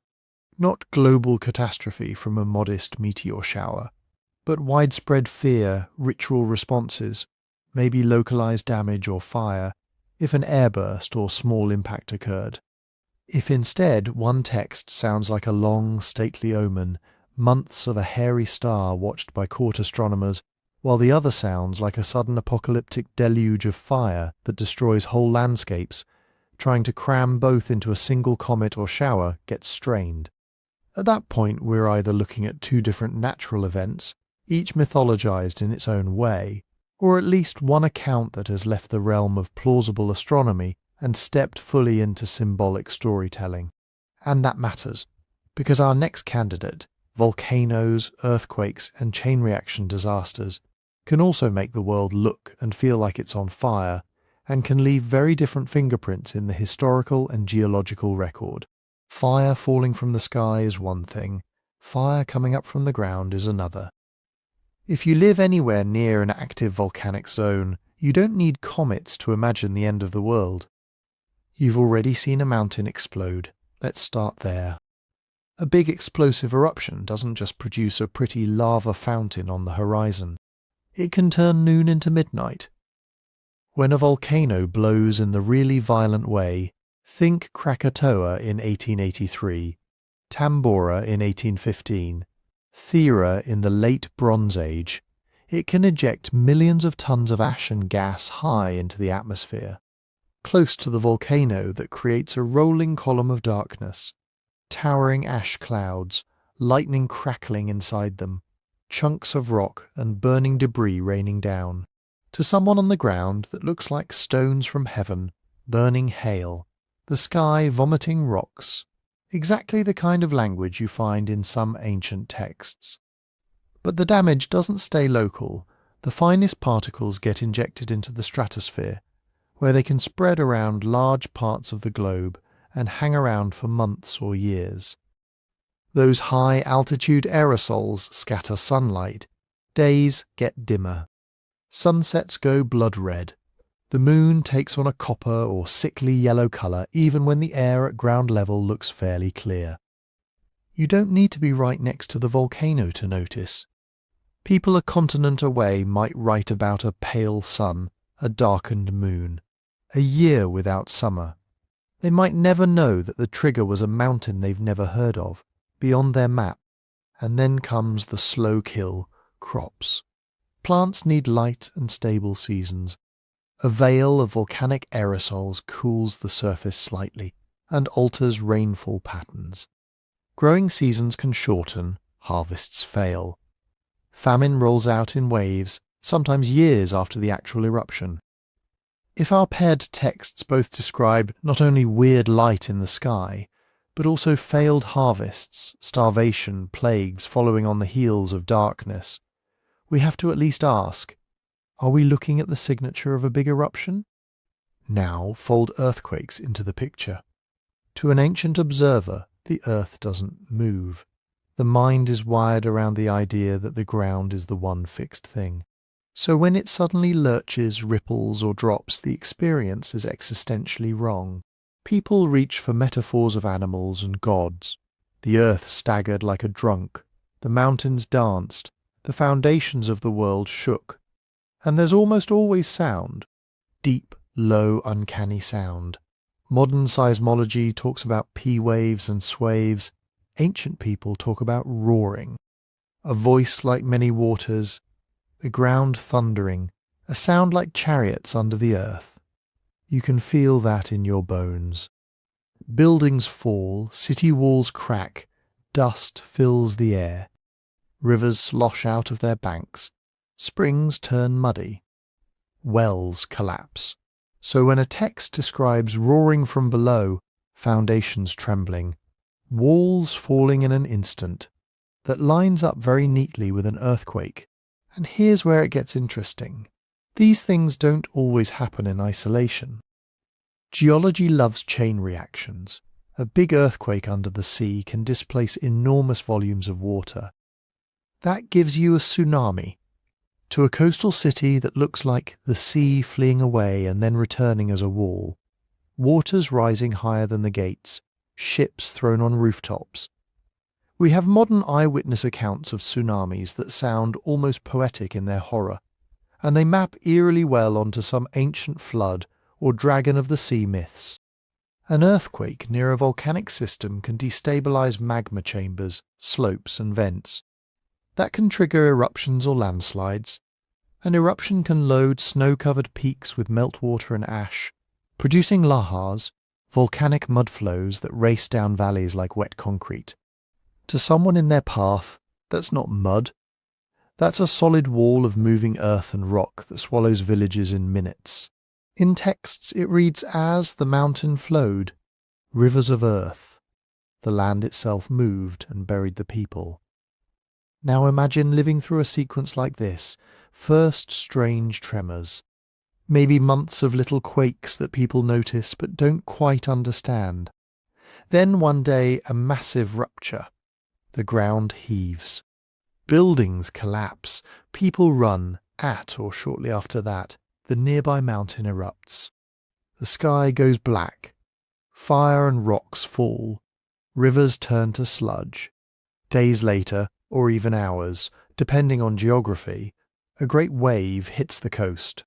From the standpoint of geophysics, you can separate each piece with timestamps and mechanisms: main shock, aftershocks, phreatic eruption, column collapse, lahar, tsunami, aerosol transport, climate forcing. From the standpoint of a terrified community telling the story 50 years later, it's all one event. The day the earth roared, the mountain broke, the sea rose, the sun went dark, and the people starved. Myth and scripture compress time.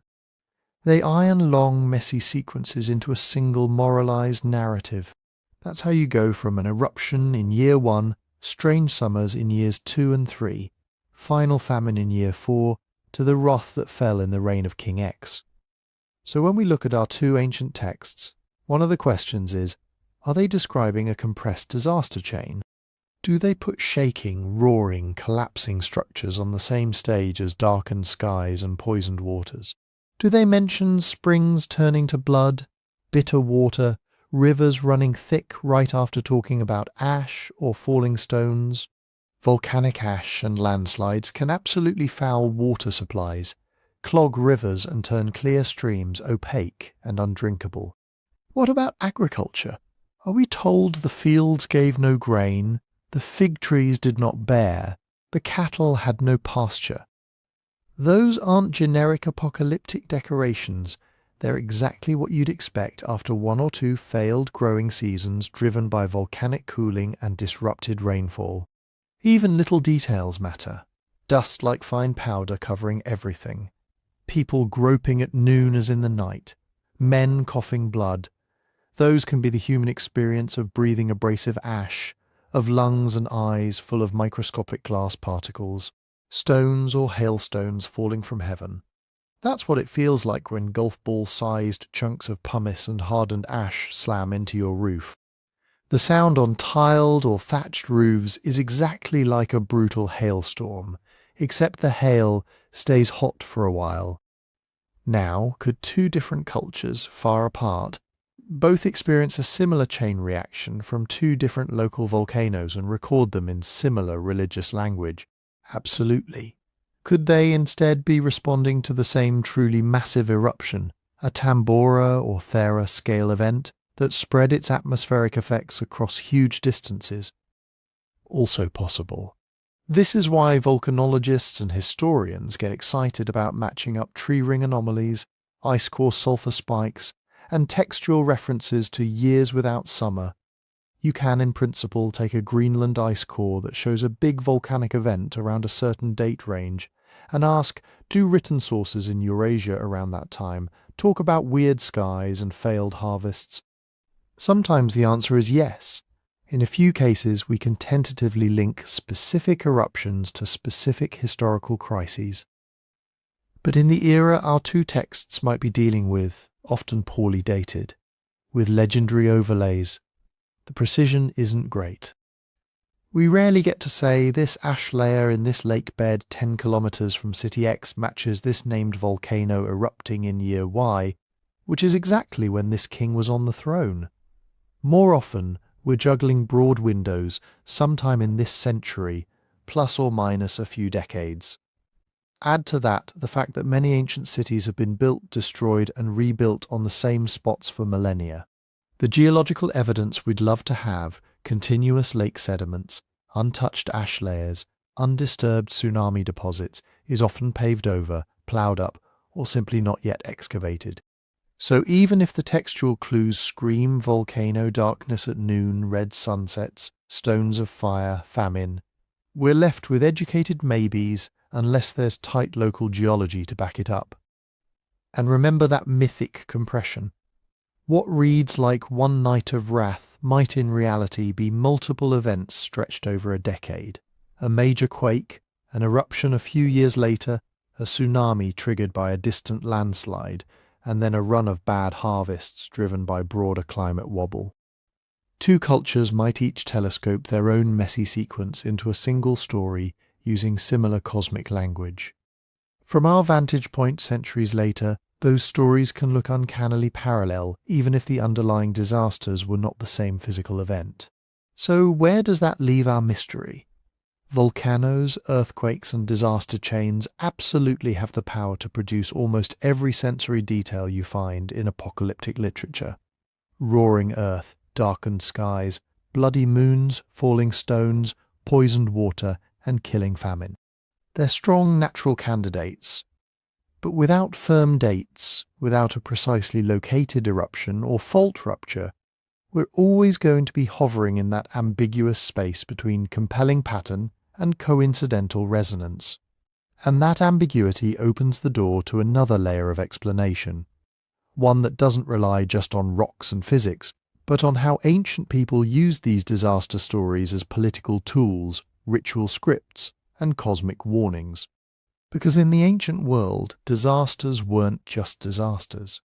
They were messages. If the sky went wrong, if the rivers rose, if the sun dimmed or the moon turned an ugly colour, you didn't say, interesting atmospheric scattering, you said. Somebody angered the gods. And you immediately wanted to know who and what does this mean for me. That's where rulers and priests stepped in. Across Mesopotamia, Egypt, the Levant, Anatolia, even early Greece and Rome, you find the same basic pattern, specialists whose entire job was to read the universe like a text. Eclipse, comet, failed harvest, strange birth, they weren't random. They were part of what scholars call an omen logic, a huge, elaborately catalogued system of if this sign appears, then this will happen. We still have some of their manuals. In Mesopotamia, collections like Enuma Anu Enlil list thousands of astronomical and meteorological omens. Example: if an eclipse occurs on the 14th day of the month, the king will face rebellion. Or, if a star flashes like fire and then vanishes, an enemy army will be scattered. These weren't eyewitness diaries. They were reference books for diviners, built up over centuries. Now, think about what that means for our two texts. If a king is considering war, and an eclipse happens at an awkward time, that's politically dangerous. People might say, the sky itself is against this campaign. But if you have trained diviners and a thick omen handbook, you can flip to the right tablet, point to the right line, and declare, actually, this particular configuration means victory. That's not neutral science. That's power. Cosmic signs become tools to justify decisions that might already be in motion. Going to war, raising taxes, purging rivals, changing religious policy. A famine can be reinterpreted as punishment for the previous regime, clearing the moral ground for a new dynasty. A bright comet can be spun as the birth sign of a new ruler. An eclipse can retroactively prove that a hated king was doomed. So when two different texts talk about the day the sun was darkened, The stars did not shine, and the king fell. We have at least two possibilities. One, they're both describing an actual weird sky event surrounding a real political crisis. Two, they're both using a standard catastrophe template that everyone associated with regime change. You can see this template at work if you line up a lot of ancient narratives. Certain tropes repeat again and again. The sun was ashamed, the moon hid its face. The stars fell from heaven, the land was in confusion, no one knew his neighbour. Blood filled the rivers. Parents turned against children, children against parents. These are stock phrases. They're not obviously tied to any specific weather pattern, eruption, or eclipse. They're tied to the idea of cosmic order breaking down. That's the key distinction historians look for. Standard omen tropes versus what you might call eyewitness anomalies. Standard tropes are the lines that show up everywhere, often in almost the same wording, connected to lots of different events. They're like the apocalyptic version of "It rained cats and dogs." Nobody thinks animals literally fell from the sky. Eyewitness anomalies are the oddly specific details that don't read like stock phrases. A second sun appeared low in the west. A red glare on the horizon for 7 days. Fish lying dead in heaps on the shore. A noise like grinding stones in the sky. Those kinds of details are harder to explain purely as literary convention. They feel like someone, somewhere, actually saw something strange and tried to describe it in their own words. When two texts share the same anomaly, not just the same trope, our ears should perk up. But even anomalies can be repurposed. Imagine a real dust veil event darkens the sun for weeks. People panic. Rulers panic. Priests scramble. Decades later, scribes fold that memory into a crisis story. In the last year of King so-and-so, the sun did not rise for a month. Now, fast forward another couple of centuries, a new text wants to emphasize that a wicked king's reign ended under a cloud of divine disfavor. The writer reaches for the most terrifying sky language they know, which now includes that older story. Suddenly, the same event is decorating a different political narrative. Ritual calendars make all of this even messier. Most complex societies didn't just have one new year, they had multiple ritual pivot points. Spring festivals, autumn harvest rites, enthronement anniversaries, temple dedication days. These came with their own expected readings of the heavens. A festival that reenacts creation might emphasize the sun rising in strength, the sea being tamed, the stars taking their proper courses. The same festival, in a year of drought or war, might emphasize the opposite. Darkness at dawn, chaotic waters, wandering stars.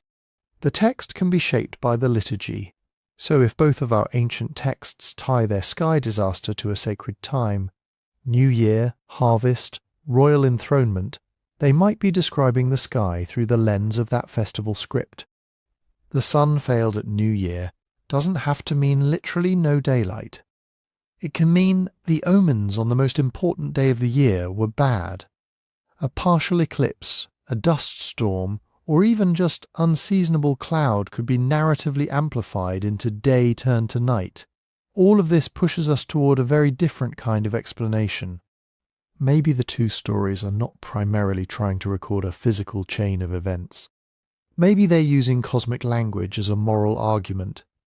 When kings behave unjustly, heaven and earth testify against them.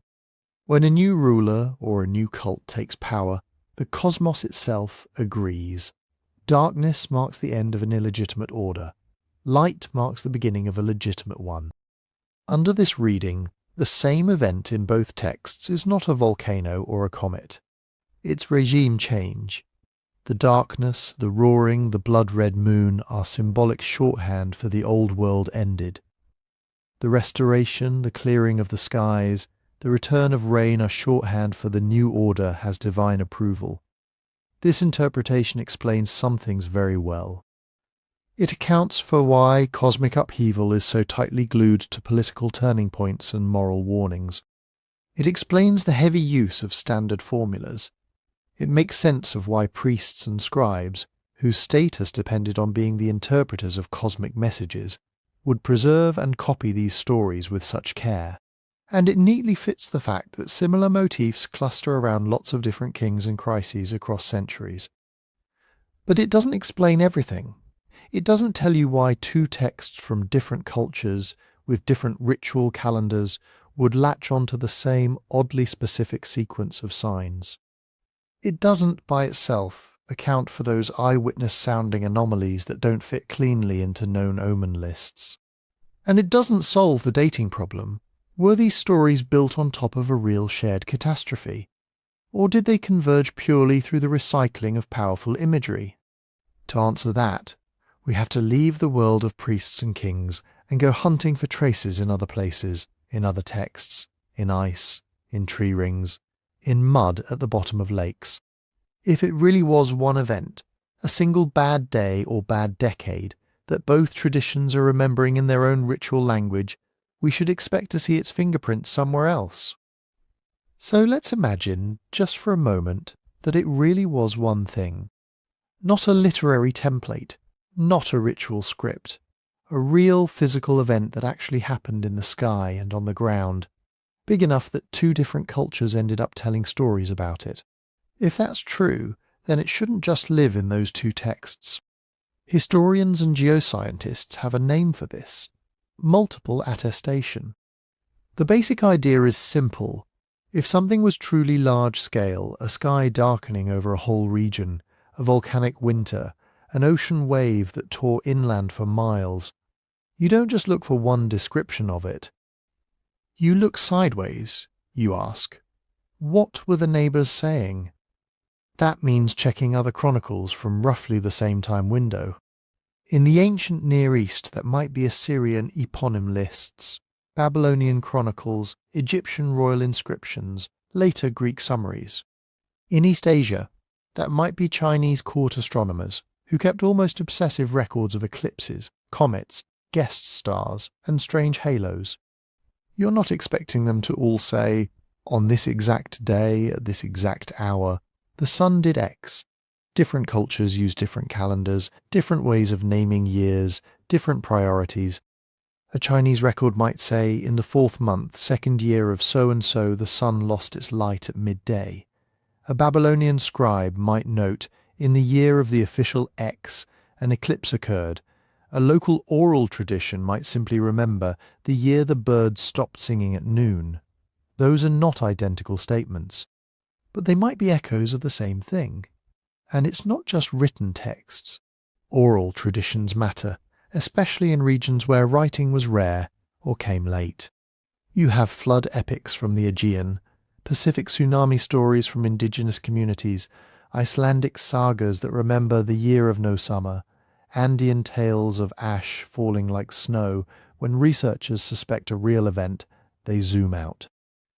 Does anybody else anywhere near talk about a weird darkness, an angry sea, a blood-coloured sun, around the same broad time? But text is only half the hunt. The other half is physical. If you're claiming the sun went wrong, the first place scientists look is not an omen tablet. It's ice. Ice cores from Greenland, Antarctica, and high mountain glaciers trap tiny bits of the atmosphere year by year. Volcanic eruptions leave sulfate spikes. Extra dust shows up as cloudy bands. In some cases, even traces of particular volcanoes, like fingerprints, are visible. Tree rings tell a similar story in wood. Trees are incredibly fussy about climate. A sudden cold snap, a missing summer, a multi-year drought, and the rings for that period shrink or darken. If a huge eruption or dust veil dimmed sunlight over a wide area, you don't just see it in one tree. You see it in forests across continents, all stunted in the same handful of years. Tephra layers, thin bands of volcanic ash in lake sediments, peat bogs, or coastal deposits, can sometimes be tied to specific eruptions by their chemical makeup. Tsunami deposits sand and marine shells washed deep inland. sitting on top of older soil, can mark a specific great wave. Tiny spherules, shocked quartz, or iridium anomalies can hint at an impact event. These are the kinds of things that let scientists say, something big happened around this year. Now notice the logic. We're not asking the ice core to say, this matches text A verse 3. We're asking a simpler question. If text A and text B are both describing a darkened sun that lasted long enough to kill crops over a wide area, is there any sign, any at all, that the climate hiccuped around the period those texts are pointing to? If the answer is yes, if ice, trees, and mud all whisper bad years right, where the texts are shouting cosmic disorder, then the one real event hypothesis gets more interesting. If the answer is no, the story changes. Which brings us to something historians are weirdly obsessed with: silence. Popularly, people love to say, absence of evidence is not evidence of absence, and that's often true. The ancient world lost most of its paperwork. We're trying to reconstruct centuries of history from a few lucky scraps. Just because nobody wrote, "Hey diary, the sky turned green today," doesn't mean it didn't happen. But historians don't treat all silences the same way. They ask, is this a place where we would reasonably expect someone to have noticed? If you claim a disaster on a scale that darkens skies across empires, blocks eclipses, kills harvests for several years, triggers mass migrations, then it's not just that one text is quiet. You'd be saying every other scribe, farmer, priest, and court astronomer, across multiple regions, all forgot to mention it. That starts to look strange. On the other hand, a highly localized catastrophe, a volcano that wrecks one coastline, or a storm that devastates a single kingdom, might barely register a few hundred miles away. One culture's the end of the world is another culture's bad harvest somewhere else. This is why the same physical event can be remembered so differently. If your city was buried in ash, your traditions will fixate on fire from the sky, thunder that never ended, gods who turned day to night. If you lived 3 valleys over and just had a weirdly red sunset for a week and some ash on your roof, your version might be, the year the sunsets were beautiful and prices went up a bit. One event, wildly different memories. Multiply that by centuries of retelling, ritualizing, and moralizing, and you get what we actually have: texts that share some hard-to-ignore overlaps, and others that clearly reflect local concerns. So where does that leave us in terms of calling it the same event? Researchers tend to set a pretty strict threshold. To say likely same event, you'd want at least 3 kinds of overlap. First, independent textual or oral sources from different traditions that line up not just on stock phrases, but on a specific sequence or combination of anomalies: darkened sun plus out-of-season storms, or roaring noise plus sea withdrawal plus great wave. Second, some kind of chronological convergence. The dates are never perfect, but the windows have to overlap in a way that isn't just sometime in a 500-year span. Third, at least suggestive physical evidence. Climate wiggles, ash, tsunami layers, impact proxies clustered in that same window. If you have all 3, then same event becomes a live option. If you only have the first similar stories, no physical trace, fuzzy dating, you're in a softer category, possible parallel. Maybe it's one event refracted through multiple lenses. Maybe it's different events framed with the same cosmic vocabulary. Maybe it's no event at all, just the power of a really sticky narrative template. For our 2 mysterious texts, that's the cliff edge we're standing on. The parallels are weirdly specific. The ritual framing is thick. The physical record, the neighbouring evidence, the silences and the noises. Those are what we have to weigh next to see why, so far, nobody can quite make all the pieces click. Here's the core of the problem. To turn "this sounds like the same thing" into "this is almost certainly the same thing," you need 3 pillars to stand up at the same time: chronology, text, and interpretation. All 3 wobble. Let's start with time, because that's where a lot of the quiet cheating happens. Ancient texts don't come with nice ISO 8601 timestamps. They use regnal years, festival cycles, dynasties that may or may not have actually existed. One text might say, in the 7th year of King X, in the month of first fruits, the sign occurred. The other might just say, in the reign of Y, in the season when the rivers are full. To make them talk to each other, modern scholars build synchronisms, bridges between timelines. We know King X wrote to Pharaoh Zid, whose reign we date from these eclipses and inscriptions, so X must fall roughly here. Or, this ruler is mentioned in that empire's trade archive, which we anchor to an eclipse recorded by astronomers, so we slide this whole local chronology forward 20 years. Most of this is clever, careful work. But it means the dates for your two texts are not raw observations. They're already cooked in a stew of assumptions. Shift one synchronism, redate a king, reinterpret a damaged inscription, decide that a supposed eclipse line is actually metaphor, and a neat alignment can suddenly drift out of reach. What looked like same decade becomes maybe a century apart. Or the other way around. A wider margin of error gets squeezed, and two events that looked separate now fall into the same window. That's why you'll see phrases in the literature like floating chronology or within a range of several decades. For a dramatic once-in-a-lifetime sky event, that's not terrible. People don't forget the year the sun went wrong overnight.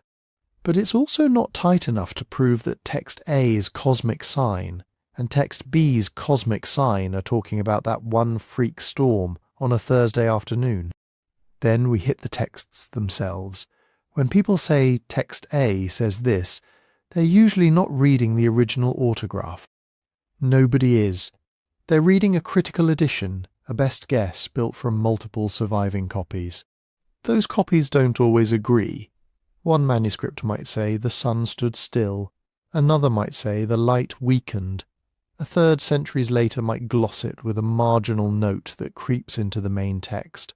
Some say it was as in the days of. Suddenly you have a layered tradition, an older account, an editor trying to clarify it, a translator trying to make sense of both. Now imagine that happening again when the text crosses languages. A word that in the original meant dim gets rendered as dark. A phrase that literally means the heavens were disturbed becomes the stars fell. A technical term for a specific kind of ritual omen, irregular halo, blotted sun, gets flattened into wonder in the sky. On the other side, your second culture has its own scribal habits, its own sacred vocabulary, its own editors with agendas. They might intensify the language to make the king look more chosen, or tone it down to avoid panic. They might harmonize one passage with another famous story, importing stock phrases and images. By the time we, thousands of years later, line them up in translation, what we're really comparing are two palimpsests stacked on top of each other. Not just events, but centuries of retellings, tweaks, and theological or political spin. This is where overlapping explanations creep in. Take a single, simple line like day turned to night at midday. On paper, that sounds like an eclipse. But a massive volcanic ash cloud can do that too. So can a regional dust storm, a thick smoke layer from megafires, or the leading edge of a giant thunderstorm front in certain conditions. Add the moon was red, and you might think lunar eclipse, until you remember that wildfires, dust veils, and ordinary atmospheric junk can make the moon look bloody as well. Sky on fire? Could be a low-angle meteor, could be aurora at unusual latitudes, could be volcanic lightning, could be pure literary imagery for invasion and war, roaring noise like chariots, tsunami, storm, distant eruption, or just chariots. When one poetic description can be made to fit 5 different physical scenarios, you can always offer an explanation. You just can't easily lock one in. And that's where modern humans make everything worse. Our brains are built to find patterns. Give us 2 stories with similar beats, darkness at noon, terrified crowds, a king seeking guidance, and we instinctively knit them into one narrative. We pick out the overlaps, ignore the bits that don't match, and declare, this has to be the same thing. There's a whole ecosystem online built on that reflex.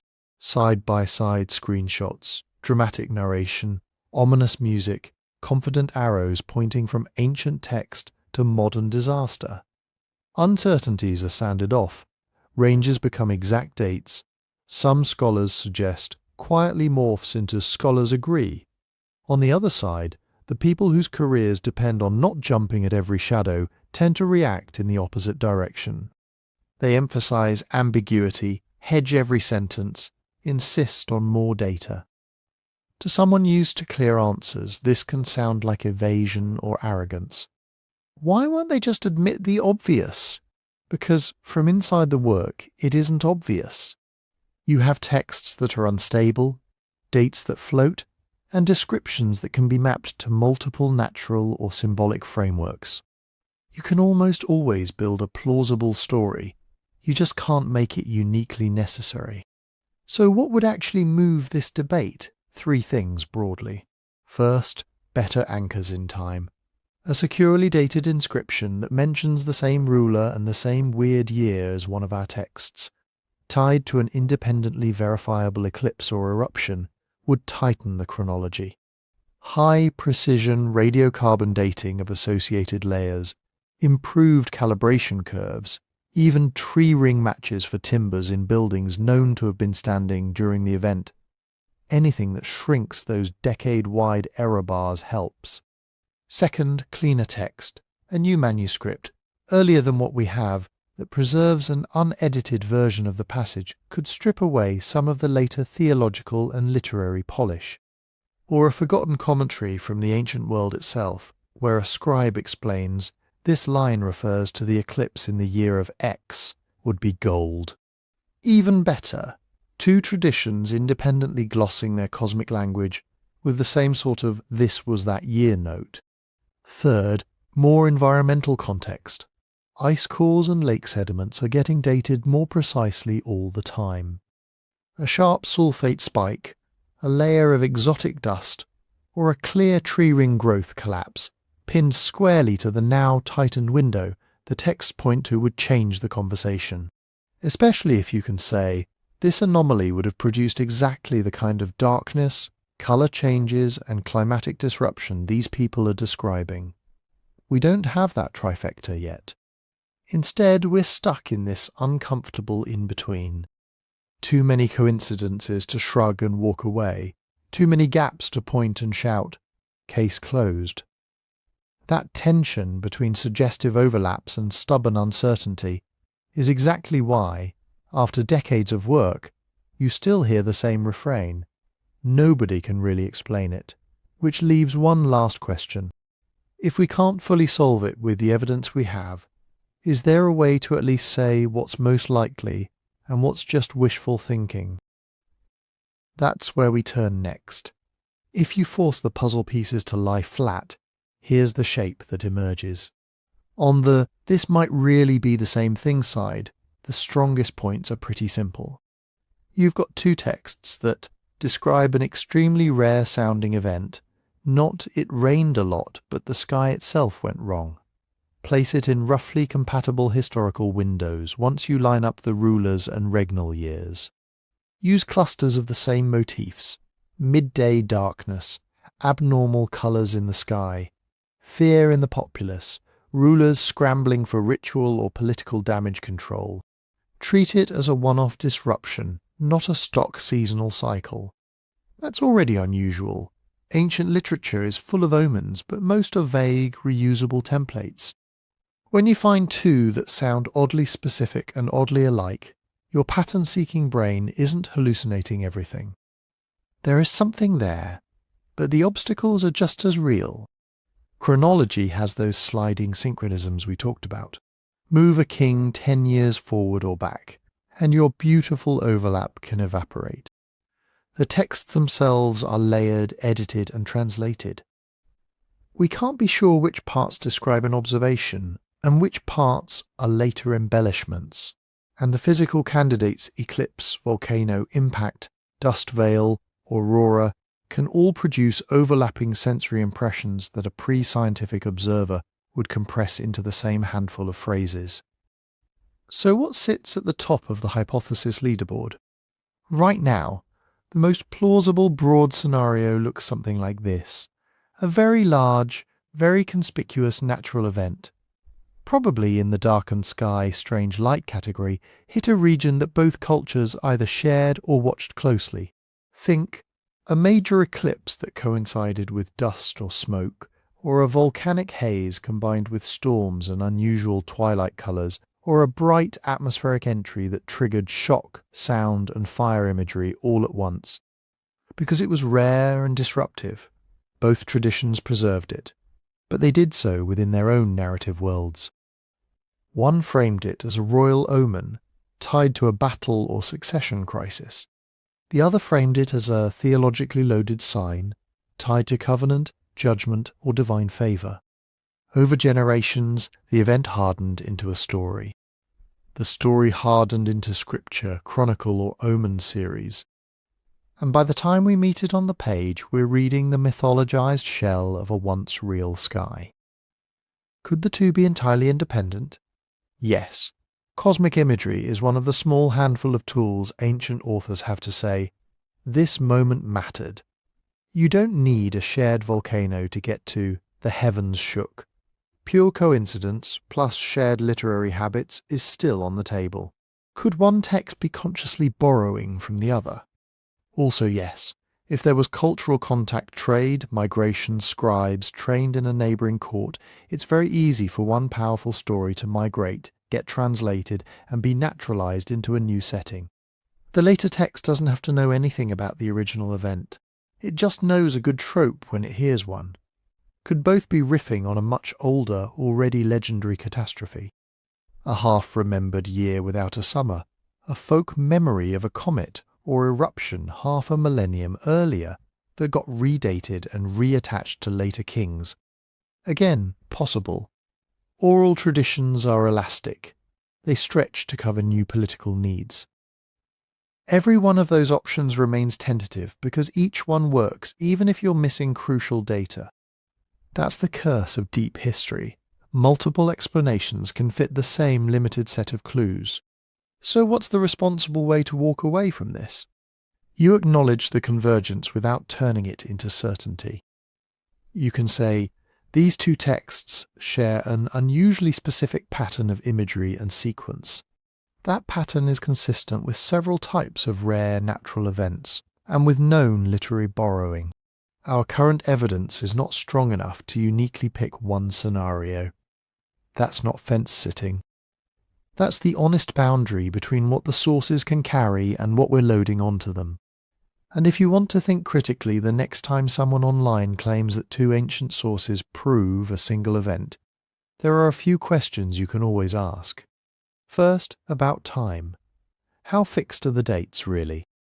Are they anchored by independent evidence, astronomy, archaeology, dendrochronology, or are they floating on chains of assumption? What's the error bar? Second, about text. Are we dealing with early consistent manuscripts or late divergent ones? Do scholars agree on the key words? Or are there major translation debates hiding behind smooth English? Third, about description. Could the same phrasing reasonably fit very different phenomena? Are we looking at raw observation or stylized formulaic omen language that shows up in lots of other places? Fourth, about context. Do we have evidence these cultures knew about each other? Traded, fought, intermarried, shared scribal tools? Or are they genuinely isolated? If someone is claiming direct borrowing, how would that actually happen? Fifth, about incentives. Who benefits from tying these texts together? In the ancient world, a king or priest might gain legitimacy. In the modern world, a writer or channel might gain clicks. That doesn't mean the claim is false. It just means you should keep the motivations in view. If you hold those questions in your mind, you can enjoy the mystery without getting dragged into overconfident answers on either side. Because the real value here isn't in finally shouting, "It was absolutely a volcano on this exact date," or "It was all made up." It's in watching how human beings, separated by distance and language, looked up at the same unstable sky and tried to make meaning out of it. And as new manuscripts surface, as ice cores get sharper dates, as astronomers back calculate past eclipses with more precision, this particular puzzle might actually shift. Something that looks wild right now may settle into focus. Or a new find could blow apart the neat parallels we think we see. So keep that curiosity switched on. If you enjoyed going down this rabbit hole, tap like so more people see it. Subscribe if you want more deep dives into ancient puzzles, and tell me what you think in the comments. Are these two texts remembering one real event, or just mirroring each other's storytelling habits? And once again, I'd love to know where you're listening from. Drop your city or country below, and I'll see you in the next one.